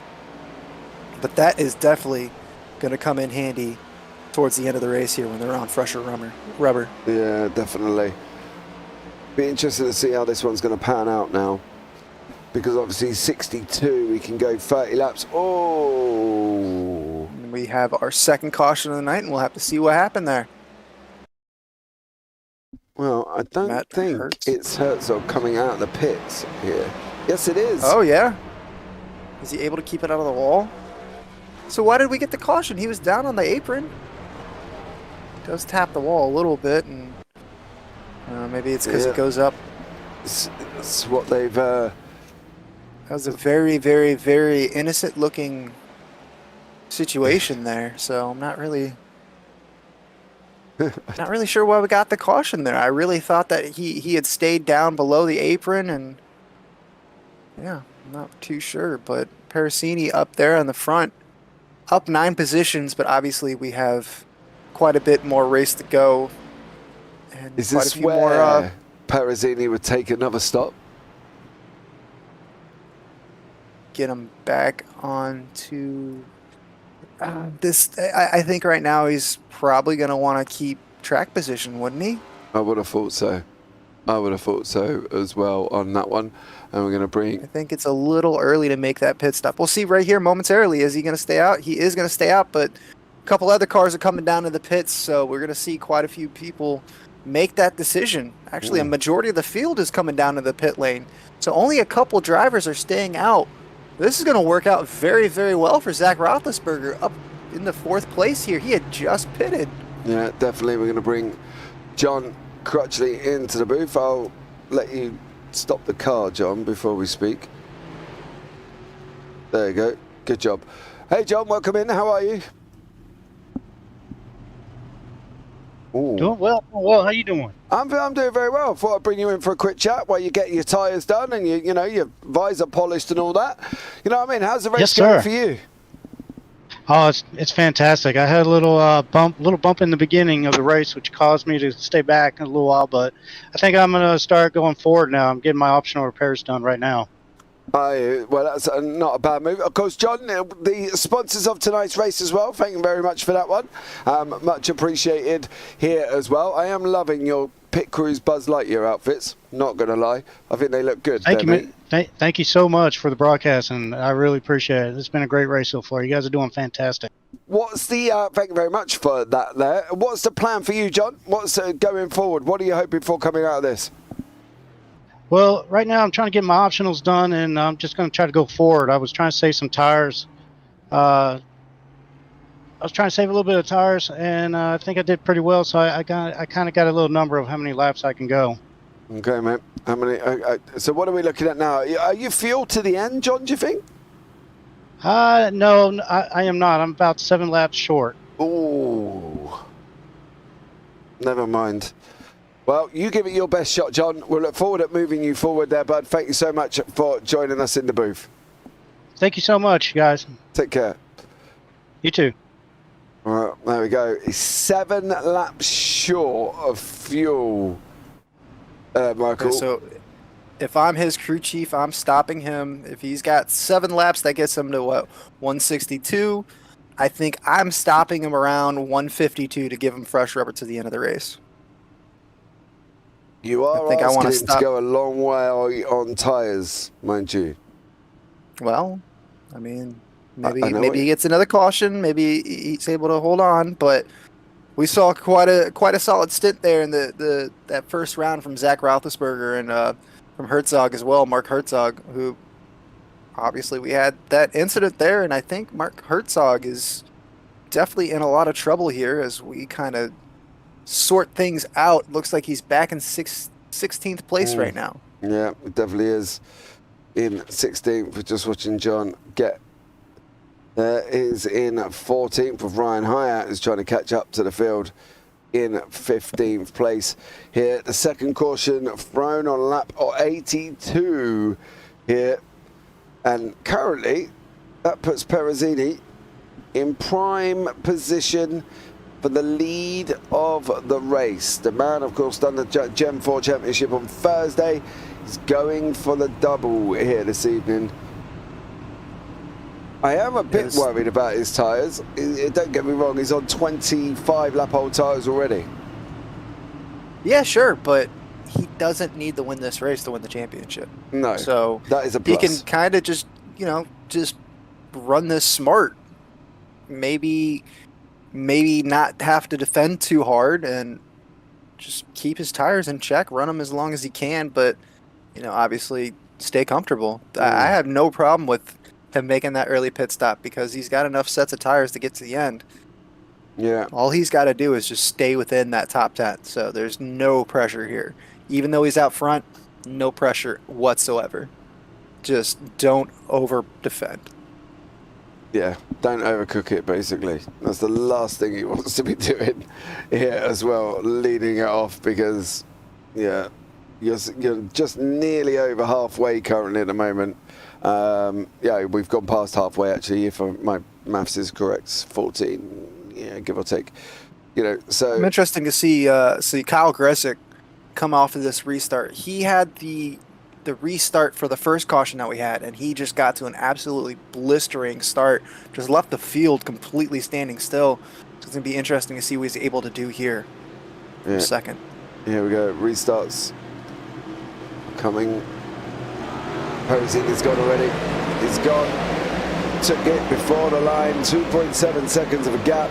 And we're once again back racing here at Charlotte for this final of the Triple Bypass Cup Series. Final round. Perezzini's just got to win or be in the top 10, and he will be champion. So from Perezzini's point of view, although he's leading, he doesn't need to lead. The field are all nicely bunched up currently at the moment. There's a few laps. Herzog is a lap down. Cat is 3 laps down, and Kona is currently out here this evening. So unfortunately for Kona, he is out. But the racing must commence, and it is commencing with Gresick and Perezzini. Perezzini kind of get pushed out to that little bit of a high line at the moment. That's allowing Roethlisberger to come in underneath him. Yeah, but there's no stress. Allow these guys to kind of race and just hold on to your tires. You don't have to win. You don't have to worry too much. Obviously you don't want to go too far back. He's about to lose another position here to Hanlon, dropping back into 4th place, but still being inside that top 5, perfectly safe. So, just kind of keep your nose clean. Don't try to overdrive the car. Don't try to do too much. Just keep the race in front of you, and you got this championship locked in. Yeah, absolutely. I fully agree. As we see action further moving through the field is John Crutchley. He's just gone past John Campbell there in the very nice Dunkin'. I believe that's the Dunkin' Donuts livery. That's Krispy Kreme. That's Krispy Kremes. Is it Krispy Kremes? Yeah. Still, food. I would assume you probably never had Krispy Kreme. We have actually. We get them over here in the UK. They have Krispy Kreme in the US or in the UK now? Yeah. Do they have the stores, or do you just get the donuts? Oh, we get. See, now that the whole thing about Krispy Kreme is they make the donuts like fresh in store. So if you're not getting them from like a Krispy Kreme location, then you're not really getting the Krispy Kreme experience. Now, I'm not saying that Krispy Kreme are the best donuts. I'm just saying if you want to try Krispy Kreme, you have to go to an actual Krispy Kreme. They have like a conveyor belt with all the donuts in them. You can like watch them making the donuts and dipping them and everything. But yeah, Krispy Kreme fresh out of the oven. Ooh, good stuff. Yeah, no, we don't have that. I'm not gonna lie. You're missing out, bud. You're missing out. We got the point of where you can buy the donuts, not the actual It's not stores. the same. It's just not the same. Although I'm not sure what kind of drink that is. I've been trying to figure it out. I would assume it's some sort of Frappe. coffee, frappe, something like that. But I don't know. Maybe I think a Krispy Kreme milkshake would be pretty good. I think I'd have to give that a try. Oh yeah, can you imagine that? The Ooh, nearest, as we talk about, I'm touching the wall. nearest Krispy Kreme shop to me is about 20. No, it's in Where is that? That is in Cardiff. So it's a long way away from me. Let's just put it that way. So no chance of me getting to the store. I've got a lot of like little sub stores that obviously sell the donuts, but I haven't actually got. That's not. I mean, I'm sure they get them fresh enough that they're good. Don't get me wrong, but like, if you're going for the Krispy Kreme experience, like I said, I'm not saying they're the best donuts out there. They're not necessarily my favorite donuts, but and that is the 01 car blinking really bad. That is Daniel Schell just coming back. Looks like he's kind of settled down a little bit, but that was a pretty big blink there for a moment.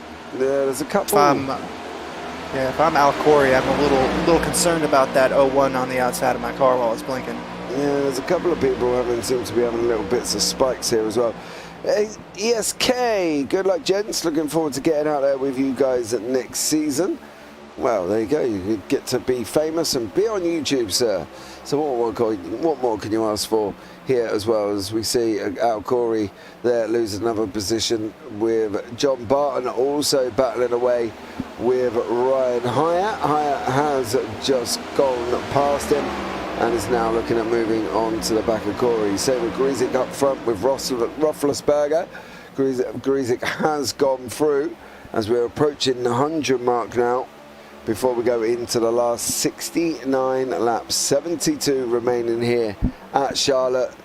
And well, it's been that game of chess that was expecting, Michael, I think, here already. Yeah, and I said this earlier and I'm saying it again, watching these two battles here, there's so many different lines that these drivers can take here at Charlotte that it's nice to see them go back and forth so quickly. Just a moment ago, we saw Roethlisberger passing Grizik, but Grizik was out front, and he's probably going to have an opportunity here coming down into turns 3 and 4 to, possibly use the draft and get back right behind the 93 there of Roethlisberger. So this is definitely far from over. As you said, we're coming up to almost the lap 100 mark, so we're definitely past the halfway point. I do want to say it's nice to see Barton back out there. He was involved in that early incident, and seeing him not only back out there, but back on the lead lap and making some moves back up the field, trying to get into the top 10. It's nice to see Barton doing that. Definitely as well. We've only had 2 cautions altogether. One was by Herzog coming out the pits, which we thought was a little bit soft, I'm not going to lie. And then, of course, it was Kona, Roethlisberger, and Cat and Crutchley were also involved in the first forced caution here on track as well at Charlotte. We've hit the 100 mark, 69 to go now. Are we thinking fuel? Are we thinking tyres? What's going through our heads at this stage of the race right now, Michael? I think right now you're thinking about conserving your tires as much as you possibly can. You can make the fuel stretch quite a bit. You don't have to stop for another 30, 40 laps, but I really think right now you're just trying to conserve the tires. That's the most important thing. Fuel has to be, 1B right now. So it's got to be obviously on your mind, but nowhere near the front of your mind. Okay, we talk about conserving tyres, right? We're on a track that we primarily just turn left. In fact, we always turn left. How are we doing that on this circuit? How are we managing to preserve tyres when you're trying to go fast, you're trying to go the fastest route possible? What's the situation with that? It's all about entering the turns. If you can kind of lift and coast into the turn, that gives you a little bit of leeway on, as you're coming through, say, turn 1 into turn 2. Your car wants to kind of scrub its way up the track a little bit, so that sideways motion obviously is just tearing your tires up a little bit by bit by bit. You're losing traction ever so slightly, whereas if you lift up a little bit before the turn, it kind of just drops the nose a little bit and gives you a little bit more front end grip, and you're able to kind of get on the gas a little sooner. That just kind of conserves your tire a little bit. You'll see it here, just a slight little lift right there as he's coming into the corner. Nothing much, but it's enough to really just kind of get the weight transfer around a little bit as he comes out. taps the wall. We've seen pretty much everybody at some point or another hitting the outside wall coming out of turn 4 today. Yeah, definitely have here as well. So we see these guys coming whizzing past us, shaking the camera with pure speed that they're going currently at the moment here. And what more can we ask for at this amazing circuit? Once more here, as they're hitting well over 272 kilometers an hour. And Jason Benson there doing an absolutely stellar job as well. Let's have a look at what that would be if we were putting it in mph, of course, because obviously kilometers an hour is completely different. About 174 miles, 185, 186 miles an hour. It's quite a fast-paced circuit, isn't it, this one? It's not a super speedway, it's not a full bean, flat, foot to the floor, just go for it. You have got to lift at certain places. Yeah, but it's still a mile and a half. You still have plenty of speed. The banking allows you to really just kind of coast through the turns a tiny bit and get back on the gas. And the draft is very strong here, so these drivers are able to, not only just hold on to each other, but push each other through. Obviously, they're not doing too much bump drafting tonight, but they are able to just kind of just stay in the airflow that's created by the car in front of them, which really just breaks up the air a little bit, creates a lot less drag on the front end of their car, and allows them to just kind of keep their speed up. So that's basically how the draft works. And these drivers are very, very, very good at, keeping the race clean and staying within, that draft of the car in front of them. Yeah, I think that's shown by the fact that we've only got 2 cautions. I think, that's a part and parcel of the, the racing. I think it just shows the quality of the racing. As we said, officials can just be a death trap. I don't ever go, I've always fancied having pushing almost like we do in the iRacing with a 13-week season. I'd love to push a 13-week season in NASCAR, but I don't think I could mentally take the stress of doing a 13-race official season. I think it would just drive me incredibly crazy, to be honest. And I don't think I'd ever probably start from the grid once. I'd probably start from the pit lane most of the time anyway, because of the fact that it just can be a complete and utter wreck fest. Don't the NASCAR leagues, don't they run a full season? I don't think they stick to the 13-week seasons. Yeah, no, they don't. They run at various different times. More and more leagues are going over to that 13-race calendar, though. They're not using... Sometimes they're picking their own tracks. They're not necessarily using the official circuits, but some have started going over to that 13, 14-week period now within iRacing to use that as almost like a steady schedule. I think there's more and more swapping over now in iRacing to that, rather than they are just basically randomly saying, right, on week 6, we're going to put a league on. Do you know what I mean? Yeah, I know for certain the P-Cup Challenge League on Thursdays and Sundays, they do follow the official maps, and they do run that 13-week season. Well, really, I guess it's more of a 12-week season with a fun 13th week. Yeah. But, I do know a lot of leagues that do follow, not necessarily the official races like you said, but the calendar to kind of keep on track. And it helps a lot of people kind of, easily keep the season under wraps. They can plan things out a little bit further because they're able to keep that steady schedule. They can kind of look forward into the season and say, here, this is a week that I want to focus on to practice as much as I possibly can, because maybe I'm a little weak at this track, or maybe it's the track that I'm really strong at and I just want to take advantage as much as possible.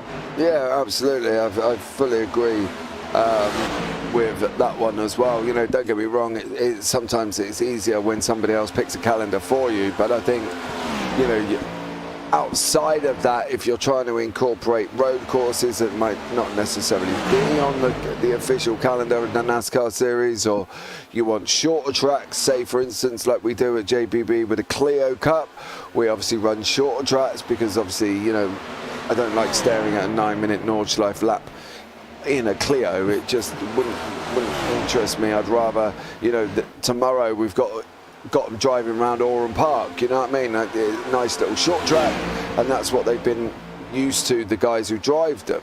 I think some people like necessarily picking tracks, and I'm one for that as well. I'm an advocate for picking tracks. I think sometimes that you've then got the style of racing that you want out of that league, and as I say, officials ain't bad, and the official calendars, if you want to follow them, that's fine. But we are finding more and more leagues airing outside of the official schedule and looking at making their own track list there as well. And Grizik is just about to have David Schell drop down on the low side as Grizik runs it up high here as well on a lap 115. Don't get me wrong, Grizik is not going it up without a fight here. Schell and Hanlon. Hanlon's also swapping positions with Schell as well.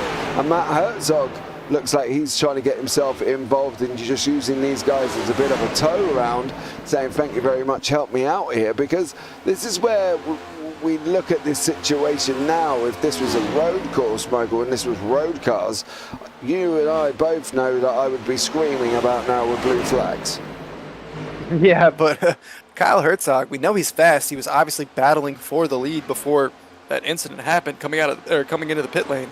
Or it was coming out of the pit lane, I apologize. We know he's fast. We know he's a lap down right now, but he has every right. So we see that 01 card blinking one more time. He has every right, if he's faster here and he's able to safely do it, to get his lap back. So I know in road racing, especially, you're very, very, very fond of the Formula 1 blue flag rule, where if you have a blue flag, if you are a lap down, you need to just get out of the way no matter what. Yeah. But in certain situations, I don't see a problem with somebody trying to get their lap back, because if they're fast, they're faster than the cars in front of them. Why should they have to slow down? Yeah, I know. I know what you mean. Don't get me wrong. I'm not saying if anything. I'm faster than you, why do I have to give you the handicap? Well, are we talking about road course now? Or are we talking about NASCAR? Because I'm not saying I you think necessarily have that to. it can happen in road course racing. Somebody has an incident. That they have to get a little bit of damage worked on in the front end of their car or something like that in a road course.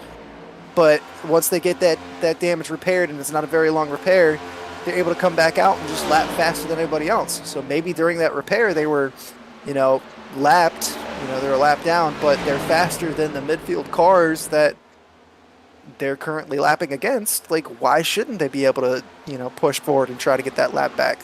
Maybe a caution comes out later in the race that gets them on the tail end of the field and they're able to kind of push forward. Like, I don't see a problem with it. I think in certain situations. Yeah, I'm not necessarily saying I see a problem with it. Don't get me wrong. You just, I just think in NASCAR we don't really abide to the blue flags. I think it's just completely pointless, because, as you say, anything can happen, and Herzog's got the right to be racing where he is currently at the moment, because, as you say, it doesn't take much to get that lap back, and I think that's the thing that people misunderstand on NASCAR itself. I think he's more entitled to go for it. Herzog, you're there, you're settling in.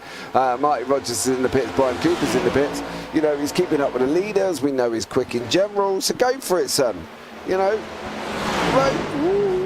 have a chat about road courses on Wednesday. We will have a chat about road courses, this is true. But I do think someplace that we differ is I think you try to apply the blue flag rule to a majority of racing, whereas I think it only has... Ooh, that was very, very close there. Grizik, I wonder if he was able to... Oh, he had to back out. Grizik had to back out. He was going down into the pits, and then the last second, I think he was going way too fast, and he had to back out. Yeah, I think he's gone round again. But he has dropped himself down the order currently at the moment in 6th place there. A failed pit entry, shall we say, for Kyle Grizik. And he's now all the way down in 6th place. David Schell is there as well. Keith Hanlon has dropped down and gone into the pits. Is Grizik going to have another go? No, I'm wondering if he got loose then, Michael, rather than trying to go into the pit lane. maybe he got a little too low coming off turn 4, got on the apron, got loose, and just had to back out of it. And I mean, it was very, very interesting. We saw the very tail end of it. We didn't get a clean, clear picture of what happened, but that's probably the most likely scenario. He got a little too low.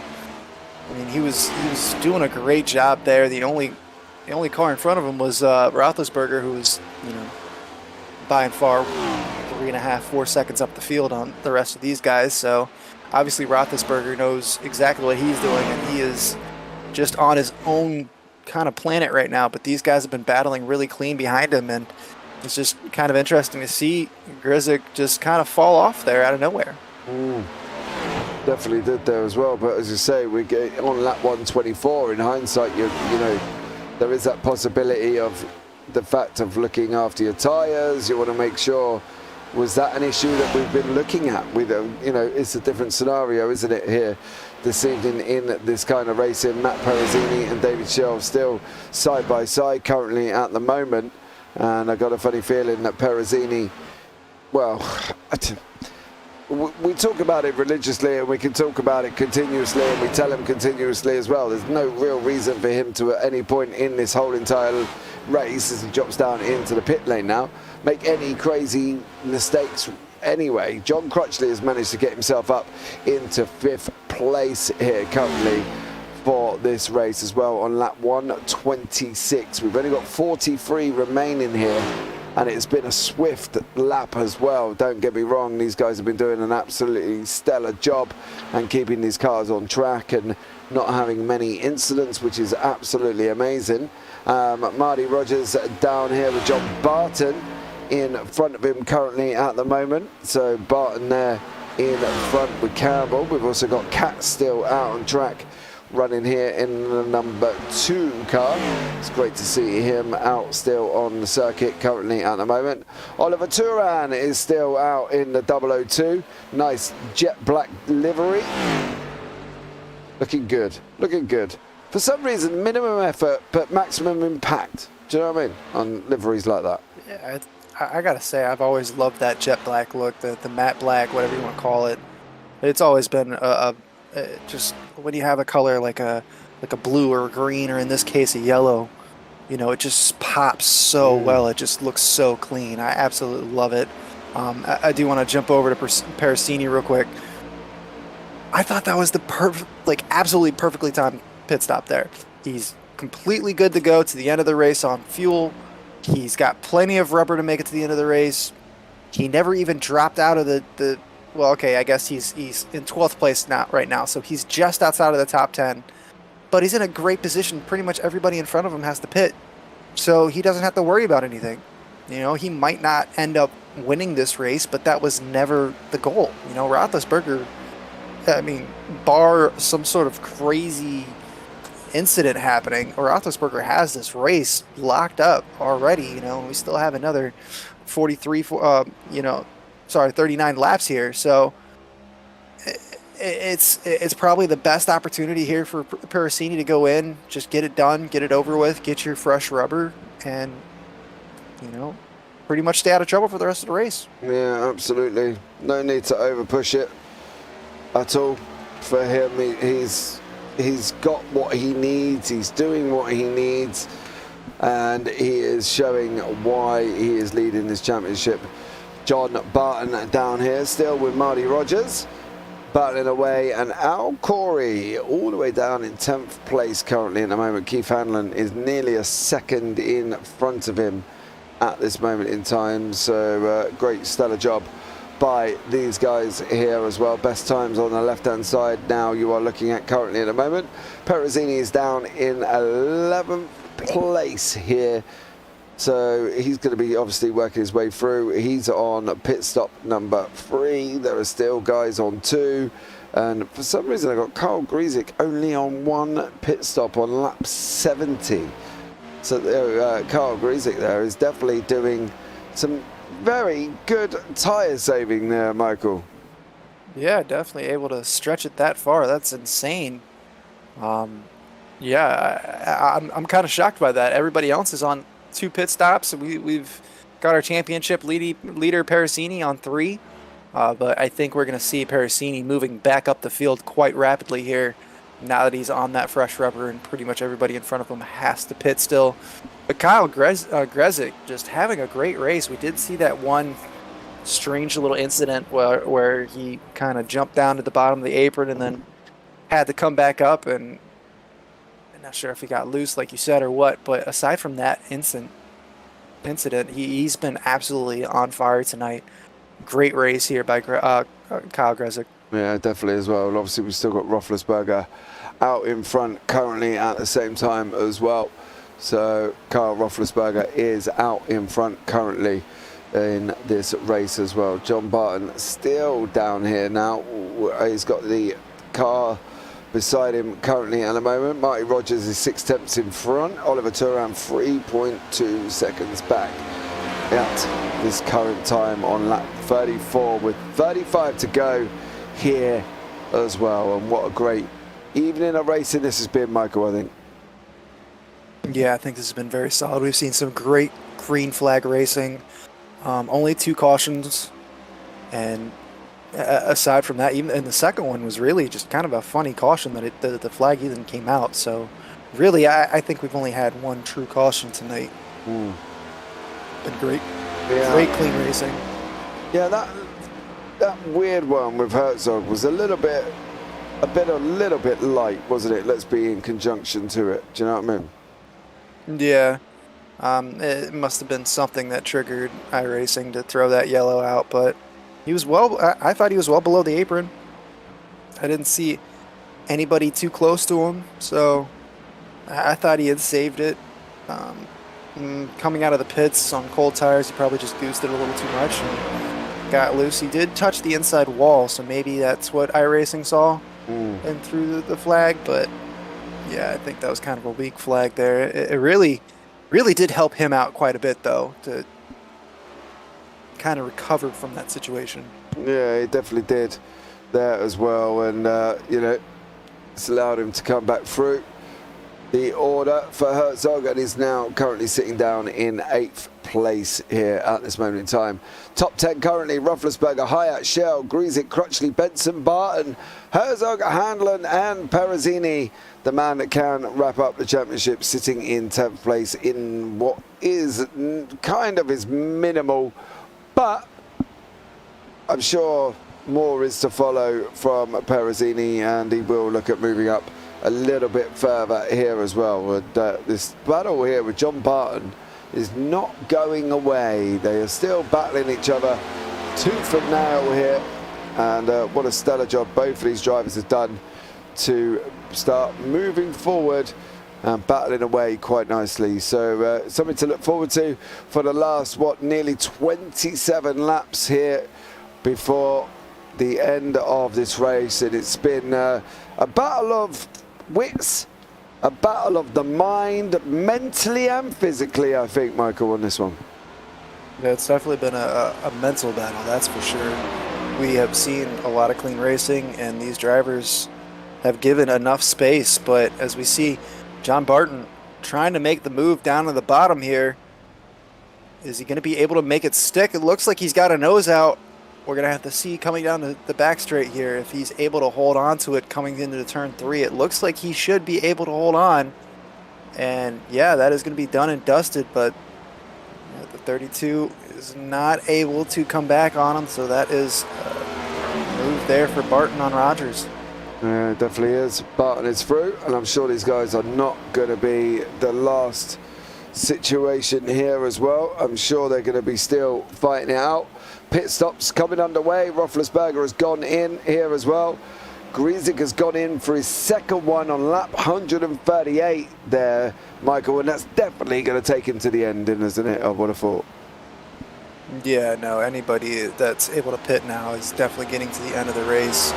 I'm a little surprised that some of these drivers up front haven't pitted yet, but Parasini already back up into 6th place here, so top 5 is almost guaranteed for him tonight.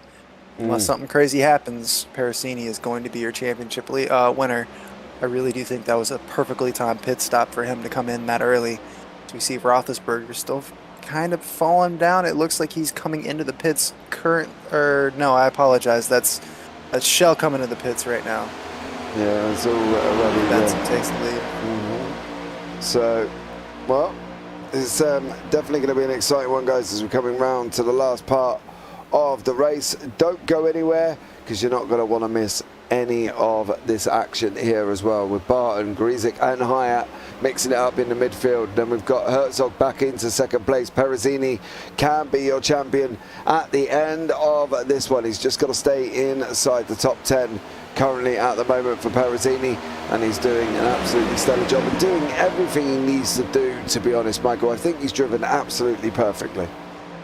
He's just done everything that he needed to do tonight stellarly, staying out of trouble when he has that opportunity to go 3 wide, saying, you know what, no thanks, I'm going to go ahead and back out, let you two battle it out.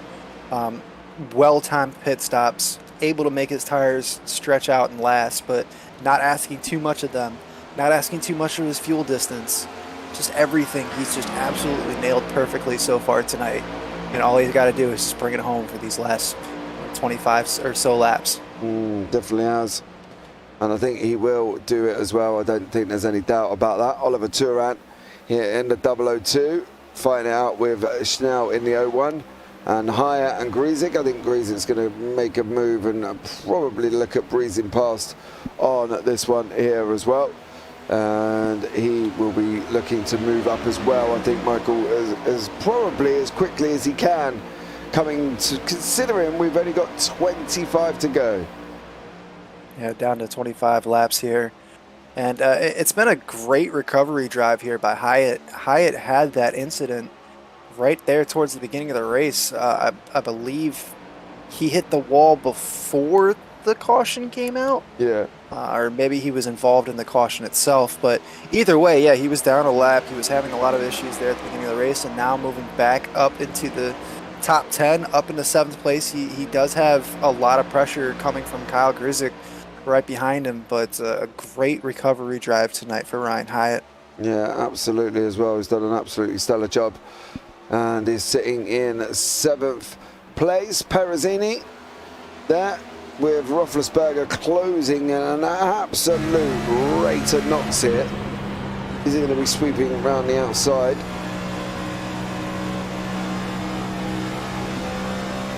Is he going to make this a great view here? See if he's able to. He's going to look to the inside, and if you're Perezzini, you just let him go. There's no reason to defend that. Maybe you kind of follow along. Maybe you jump into his draft, try to tag along with him, because clearly Roethlisberger is heading towards the front of the field. He is the driver that is out to win this race. He is chomping at the bit to get back up front, and he has had the pace in hand all night long. Yeah, absolutely.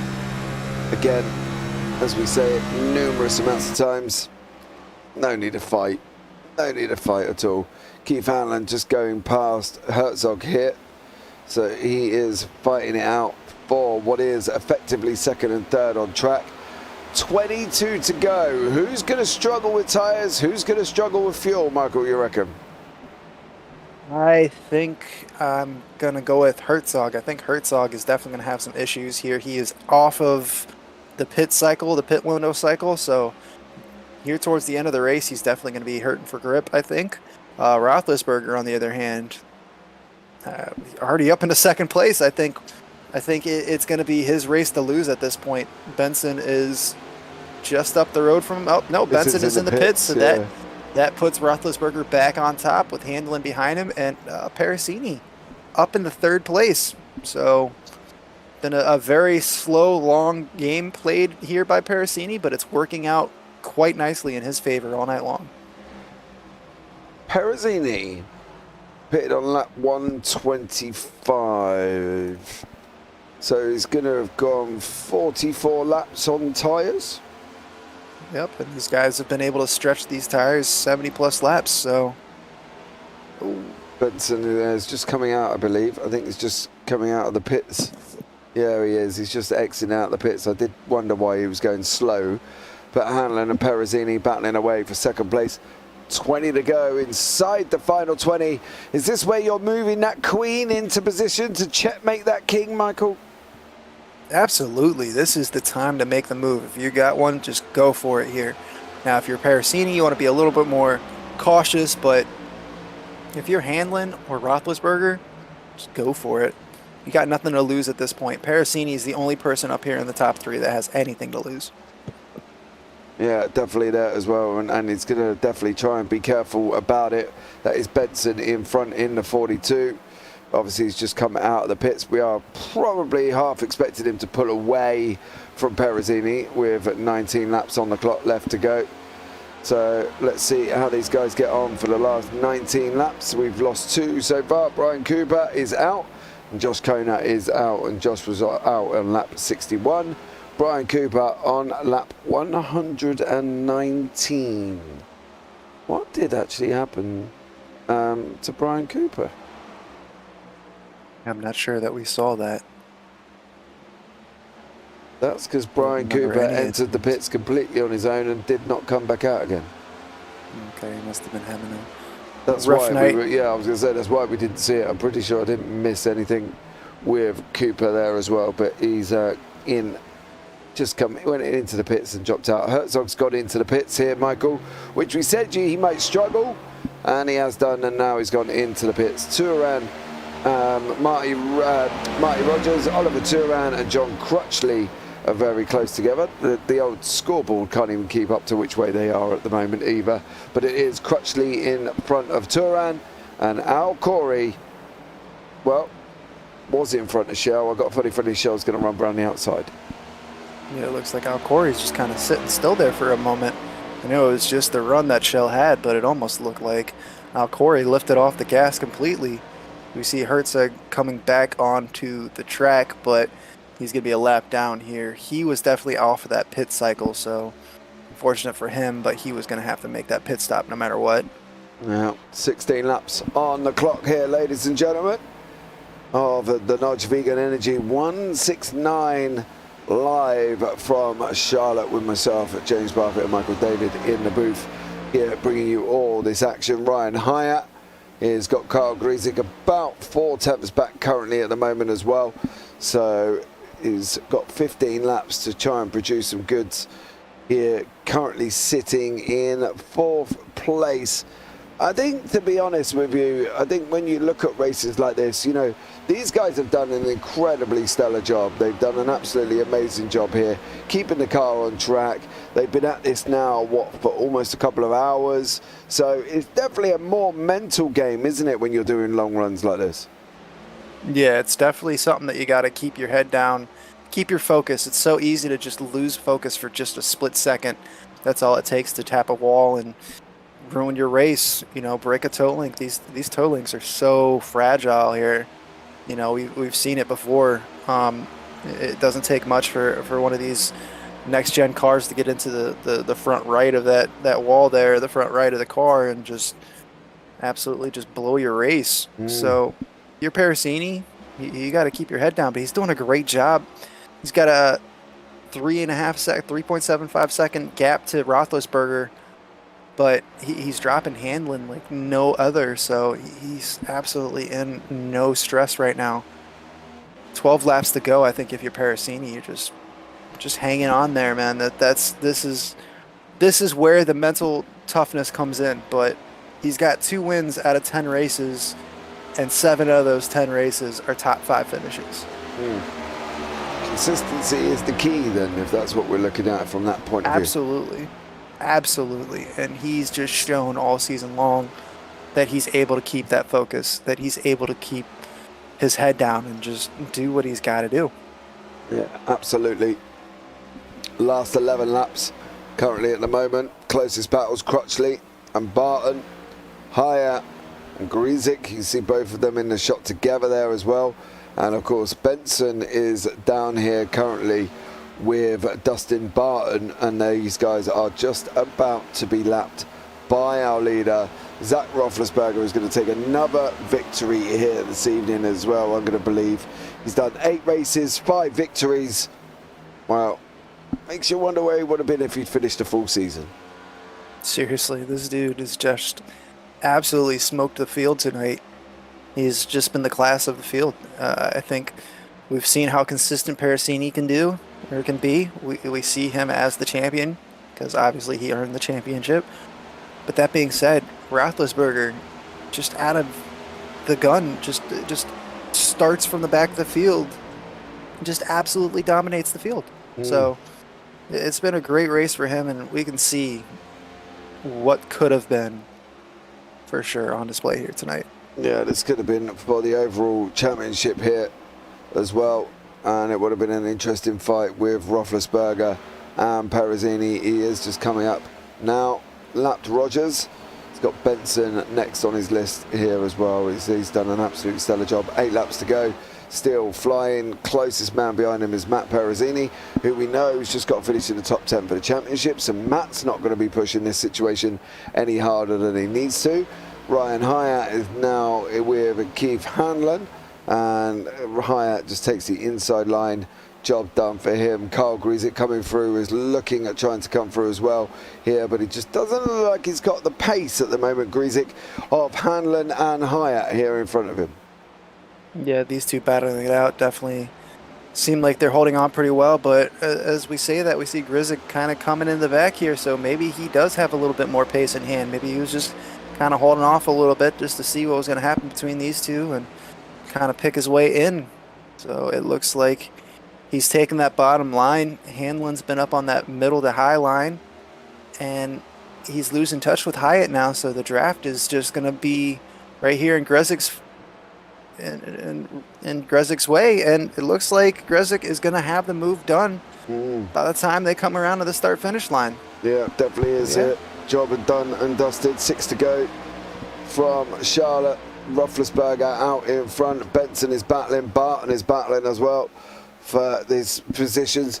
Do you think now, though, Michael, some of these drivers latter down the order, should we say, like Barton, like Benson, and now doing it for pride? They want to beat that person in front of them? Oh, of course. Just because you might not win the race doesn't mean you can't push as much as possible and, you know, battle who you're closest to. You want to be able to move up the field as much as possible. You don't want to just sit back and, you know, say, oh yeah, hurrah, you know, I took last place, great for me. You know, nobody wants to be last. You know, they might not be up to the front of the field at this point with 5 laps to go, but they can still race whoever they're by, and they can still, you know, make an impression. This is the last race of the season. You want to finish strong, as strong as you possibly can. Yeah, absolutely. And Ryan Hyatt is trying to do that with a podium here. 4 to go now. We're getting down to the end of the race. It's coming after 169 laps. Unbelievable when you think about that. Straight run, no stage breaks, no real reliefs, to be honest. We've only had 2 forced cautions through the whole entire race.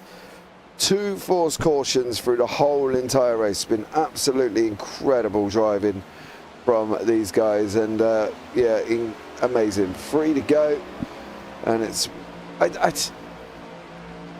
don't think you would ever really think that you would sit back and watch a race of this length and only see 2 cautions. I think you would instantly think you're going to see a few more from that. No, I think I'm not really too surprised once these guys got some clean air, they're able to stretch it out a little bit. You know, field spread can become very, very, very potent here at a 1.5 mile long track like Charlotte here. So if you break away from that draft, obviously you're not battling door to door. Your caution flags aren't going to come out as much. So I'm not too surprised. Also, I mean, we know how clean these guys are driving. They all respect each other. They all give space. Nobody's here trying to overdrive the car and get into somebody's, you know, quarter panel there and spin them. So this has been a really good race here so far as we follow along with the guy who's taking the white flag and will momentarily be taking that black and white checkered flag. Yeah, Roethlisberger is going to win this race. He's too far ahead for anyone to do anything about him as he goes over the line. As much as we would love a big shout-out finish here as well, Roethlisberger has done what he needs to do. He takes the checkered flag here this evening. Job done for Zach Roethlisberger. Absolutely amazing. But more importantly, your champion is going to be Matt Perezzini, winning the the Gen 4 on Thursday, now taking the Cup Series here this evening as well. And Ryan Hyatt has crossed the line in third place. An absolutely stellar job from him. As we can see, Perezzini is your overall champ winner. He did what he needed to do, Michael. No mistakes, no errors, no slip-ups. Got it done. He got it done. Not only did he get it done, but he got it done in second place. What a phenomenal race by Perezzini. Just absolutely just keeping his head down, staying out of trouble, doing every single thing he needed to do. That being said, though, Zach Roethlisberger dominated the field, started from the back of the pack, didn't even throw down a qualifying lap, said, you know what, I'm going to put this on my shoulders. I'm going to have a good race tonight. Zach Roethlisberger, your winner, coming through, starting the back of the pack, and dominating. Yeah, absolutely did there as well. And there are your final finishing positions on track currently at the moment. Zach Roethlisberger is your winner. Matthew Perezzini not only is your second place man, but he is your Cup champion here this evening. Riot Hire in third, Carl Grizik fourth, Keith Hanlon fifth, Daniel Shell in sixth, Al Corey seventh, John Crutchley battled back into eighth in the end, a stellar drive from him. Jason Benson in ninth, John Barton 10th, Oliver Turan 11th, Dustin Barton 12th, Marty Rogers 13th, John Campbell 14th, Mark Herzog 15th, Derek Catt 6 laps down in 16th. For them, there's Brian Cooper and Joshua Kona, who we did lose here this evening as well. Let's see if we can bring Matt Perezzini into the booth. Your champion here this evening, your man who's taken the championship, double championship winner, took in the Gen 4 on Thursday, takes the Cup Series on Sunday, does an absolutely stellar job, does what he needs to do, crushes it, finishes second. Matt, welcome in. Hello, guys. Hello, mate. How are you? How are you doing? I am pumped. Absolutely pumped. This championship was, 5 weeks ago, we were 50 points back of the leader. And in the last 5 weeks, we had no finishes worse than second. And we come back and we got this one. We earned it. Yeah, absolutely there as well. Did what you had to do, Matt. We would talk to you as well briefly on the yellows, just trying to keep it out of any form of major issues. You did that. Absolutely stellar job. Well done overall, but you just did what you needed to do this evening.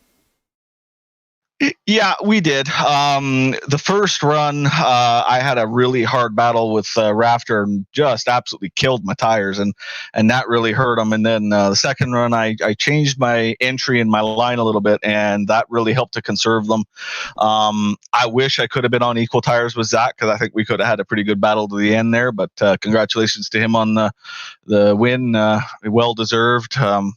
But we did what we had to do, and my goal was to make sure I stayed on relatively the same pit strategy as Daniel and Marty, and we did that. Yeah, absolutely, and to be honest, you've done an absolutely stellar job there, sir, as well. Well, really, Matt, all that's left for me to say is congratulations, double championship winner. We're going to see you back on track next season. You bet you will. I probably won't be on track as much because, of course, summertime comes up and things start creeping up that affect your racing. But we'll be around. We'll still be going for some checkered flags for sure next season. Well, awesome job, Matt. Thank you so much for joining us. Anyone you want to give a shout out to before we let you go? Yeah. We've had a really good week. This is actually my third championship this week. We also won the championship in the LOL Truck Series as well on Monday night. So we had 3 championships and a second place in the TBP 87 Series. We had a really good season. Just want to say thank you again to my wife, Leanne, my daughter, Johanna, for letting Dad come out and race with the boys and have some free time and have some fun. And these championships, I'm dedicating them to my dad. He's going through some health issues right now, and when I was doing this in real life on dirt, he was my crew chief, so he was a really important part of my racing, and I owe a lot to him. So these are for him, and I hope he gets better soon. Awesome stuff. Well, get well soon here as well from everyone up in the booth within JPB. But Matt, thank you so much for having a chat with us. We'll look forward to having a chat with you maybe next season. That sounds good. Thank you very much again for the broadcast, guys. Really appreciate it. No worries. Take care, buddy. It's been a pleasure. Right, I want to have a quick chat with this man. I'm going to drop him in the stream room just to make sure he's aware. But I am going to bring in Al Corey here as well. Al, welcome into the booth. How are you, sir? I'm very well, thank you. Good. Okay. How did your race go first off? Let's talk about the racing first this evening. How was your race overall?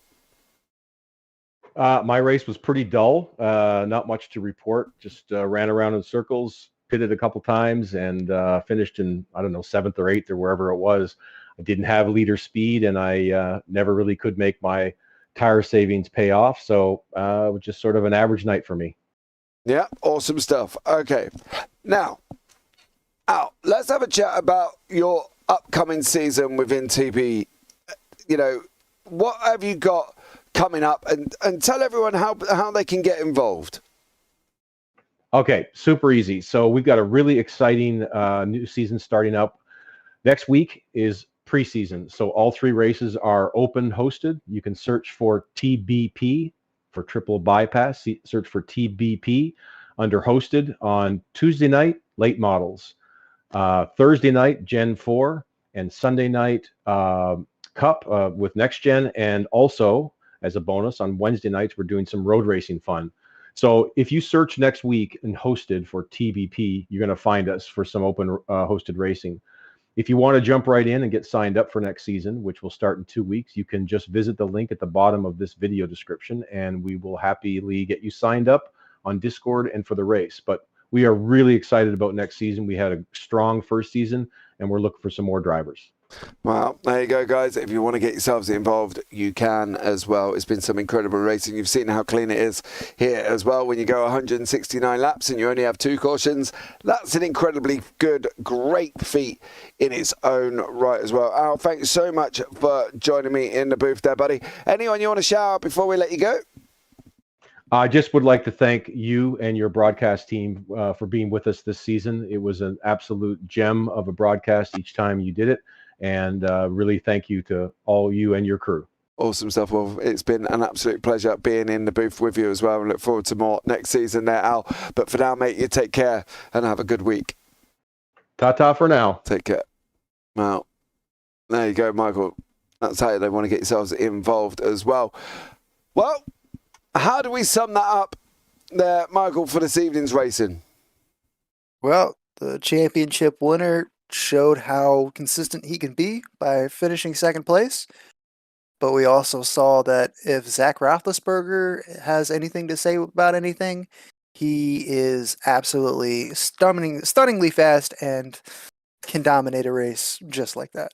Absolutely. Well, guys, don't forget, JPB have got the Rainbow Trust BDLV event on June the 11th. If you want to get yourselves involved, please do so. Links are down in the description below as well. Come and sign up for the BDLV. All money goes to charity, and I do mean all money. All money goes to the Rainbow Trust. But for tomorrow night, guys, we have got the Clio Cup returning from Oran Park Raceway. 35 Clios racing round Oran Park. It's going to be exciting, let's put it that way. But I think that brings us to the end here, guys, as well, from myself and Michael David up into the booth. For now, and as always, take care. Have a great week. And you never know, we may see you on the track sometime. Good night.